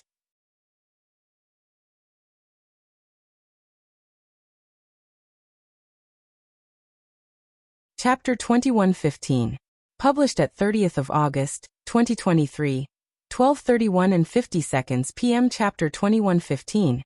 Extortion. If audio player doesn't work, press stop then play button again. Lionel's actions stunned the surrounding elders before they were suddenly infuriated. Patriarch of the Morales or not, since when did a sixth-dimensional junior have the right to speak to them in such a way? No, he hadn't even spoken to them. He waved at them like a nobleman might a doorman. Lionel seemed to remember something at that moment, and took out a silver tablet. Before anyone could understand what was happening, his eyes glowed a fierce violet light, and the corpses that he had brought up with him began to vanish one after another. Aina, who was having a good sleep, subconsciously mumbled something and the blood force responded, surging into the silver tablet. After a moment, Lionel began to revive them. Under the astonished gazes of the human domain, Lionel's people came back to life one after another. His brothers, who had experienced this once before, looked at their bodies and shook their heads, a feeling of helplessness welling up inside of them. As for the members of the Skies and Oryx families, they jolted, feeling as though everything was surreal. Many thought they had entered some form of heaven or hell, until they looked around and realized that it was all as they remembered the real world to be. Were they hallucinating? But soon Lionel's next words seemed to have awakened everyone to reality. Then, he looked toward the families that were clambering, and every one of them seemed to understand what this matter meant. They looked toward the silver tablet in Lionel's hands, their gazes practically burning. This was a gathering of the strongest powers of the human domain. It wouldn't be unlikely that one or two of them had seen such a tablet before. In fact, the Morales might even have one. But what was clear was that none of them had ever seen it used like this. The reason was simple. Which of them had the ability to control and snatch souls before they disappeared like Lionel did? The answer was that no one but Lionel had this ability. Not even his mother did. That was because the golden tablet of the Emperor's might lineage factor that held all the secrets of their powers' uses was with Lionel. Even if they knew the tablet had such an ability, they wouldn't be able to use it in such a way. Only Lionel could, and that was thanks to the amazing soul-controlling ability that they had seen him use on those lowly disciples of the Libra family. Lionel's gaze blinked as he looked toward the patriarchs, matriarchs, and ancestors who had been ready to clamor. None of them seemed to know what to say, because they suddenly realized that Lionel was their only hope at ever seeing their young geniuses again. Eleanor gazed at the silver tablet silently for a moment, but didn't say anything, simply standing by her son's side. Suddenly, it became obvious why Lionel hadn't used one of his greatest trump cards during the Air Wars. He had already exposed his ability to control souls, so why had he only used it once but never again? Wouldn't it have been useful? And the answer to that was that after he resurrected a soul, it would only last for 24 hours before vanishing. At that point, forcing it to rise wouldn't be possible again, and said person would be officially dead. This was something even the snow globes couldn't stop. But by only keeping their corpses, he could freeze them in the moment of death and force their soul to stay put until he was ready to force it to rise. Lionel suddenly grinned. It seems that you're all very eager to see your geniuses rise again, huh? Lionel's words made their bodies tremble, but no one said a single thing. Suddenly, everything felt like a joke. They had done all of this to stop the Morales from monopolizing an eighth-dimensional world. But now the Morales territory itself was an eighth-dimensional world. They didn't even have to overextend themselves anymore. As a crafting family, the built-in defenses of the Morales territory were beyond what most could imagine. And now, the youth that was both the prince of a world about to become an eighth-dimensional world, and the current patriarch of an eighth-dimensional world was sneering at them while they could only come with a hat in hand. It's very simple. I'm willing to trade the life of an ordinary genius for a gold-grade weapon. It doesn't even have to be a good one. Hearing this, the expressions on their various elders softened considerably. This might sound like an astronomical price, but a gold-grade treasure for a genius that had entered the seventh dimension with the God Path was more than worth it. In fact, Lionel was suffering a huge loss. These powerful families could probably pay that price with a single one of their main cities with just half a year or SOS revenue. Of course, that was if they were exchanging for all of their geniuses at once. However, the smile on Lionel's face was anything but comforting. For a medium-level genius, a half-life grade weapon. These will be geniuses that had been in leadership roles beneath the heirs and their trump cards. The elders remained silent. The price was getting far steeper. Life-grade weapons were exceptionally rare, and half-life grade weapons, although a step down, could be considered the pinnacle of what most experts would wield. Only in the hands of ancestors could you find life-grade weapons, and even that wasn't guaranteed if the family was on the weaker side. For high-level geniuses, geniuses on the level of the likes of Gunter who were the right-hand men of your operations, or the partner that your heirs brought in, I want the revenue of a capital city for 10 years. The elders choked, their gazes becoming gloomier and gloomier. That price was enough to build a Tier 2 starship. As for your heirs, your beloved geniuses, I want the revenue of 100 years. Or 10 years from 10 capital cities, whichever you so choose. Lionel said with a bright smile. You're extorting us. Matriarch Gamine roared. Yeah, and? Lionel asked, blinking as though it was only a matter of course. As for you, because I particularly dislike your daughter, the price is double. On top of that, if she dares to appear before me again, I'll directly kill her even if she says nothing at all. So you'd better protect her well. You're tuning in to the Li Mei's Sword of Destiny YouTube channel. We're so grateful for your support, and don't forget to subscribe to join us on this incredible journey through captivating stories. Your generosity through donations truly makes a world of difference, as it's the primary source of revenue that allows me to expand and enhance this channel for you. Thank you from the bottom of my heart for being a part of this adventure.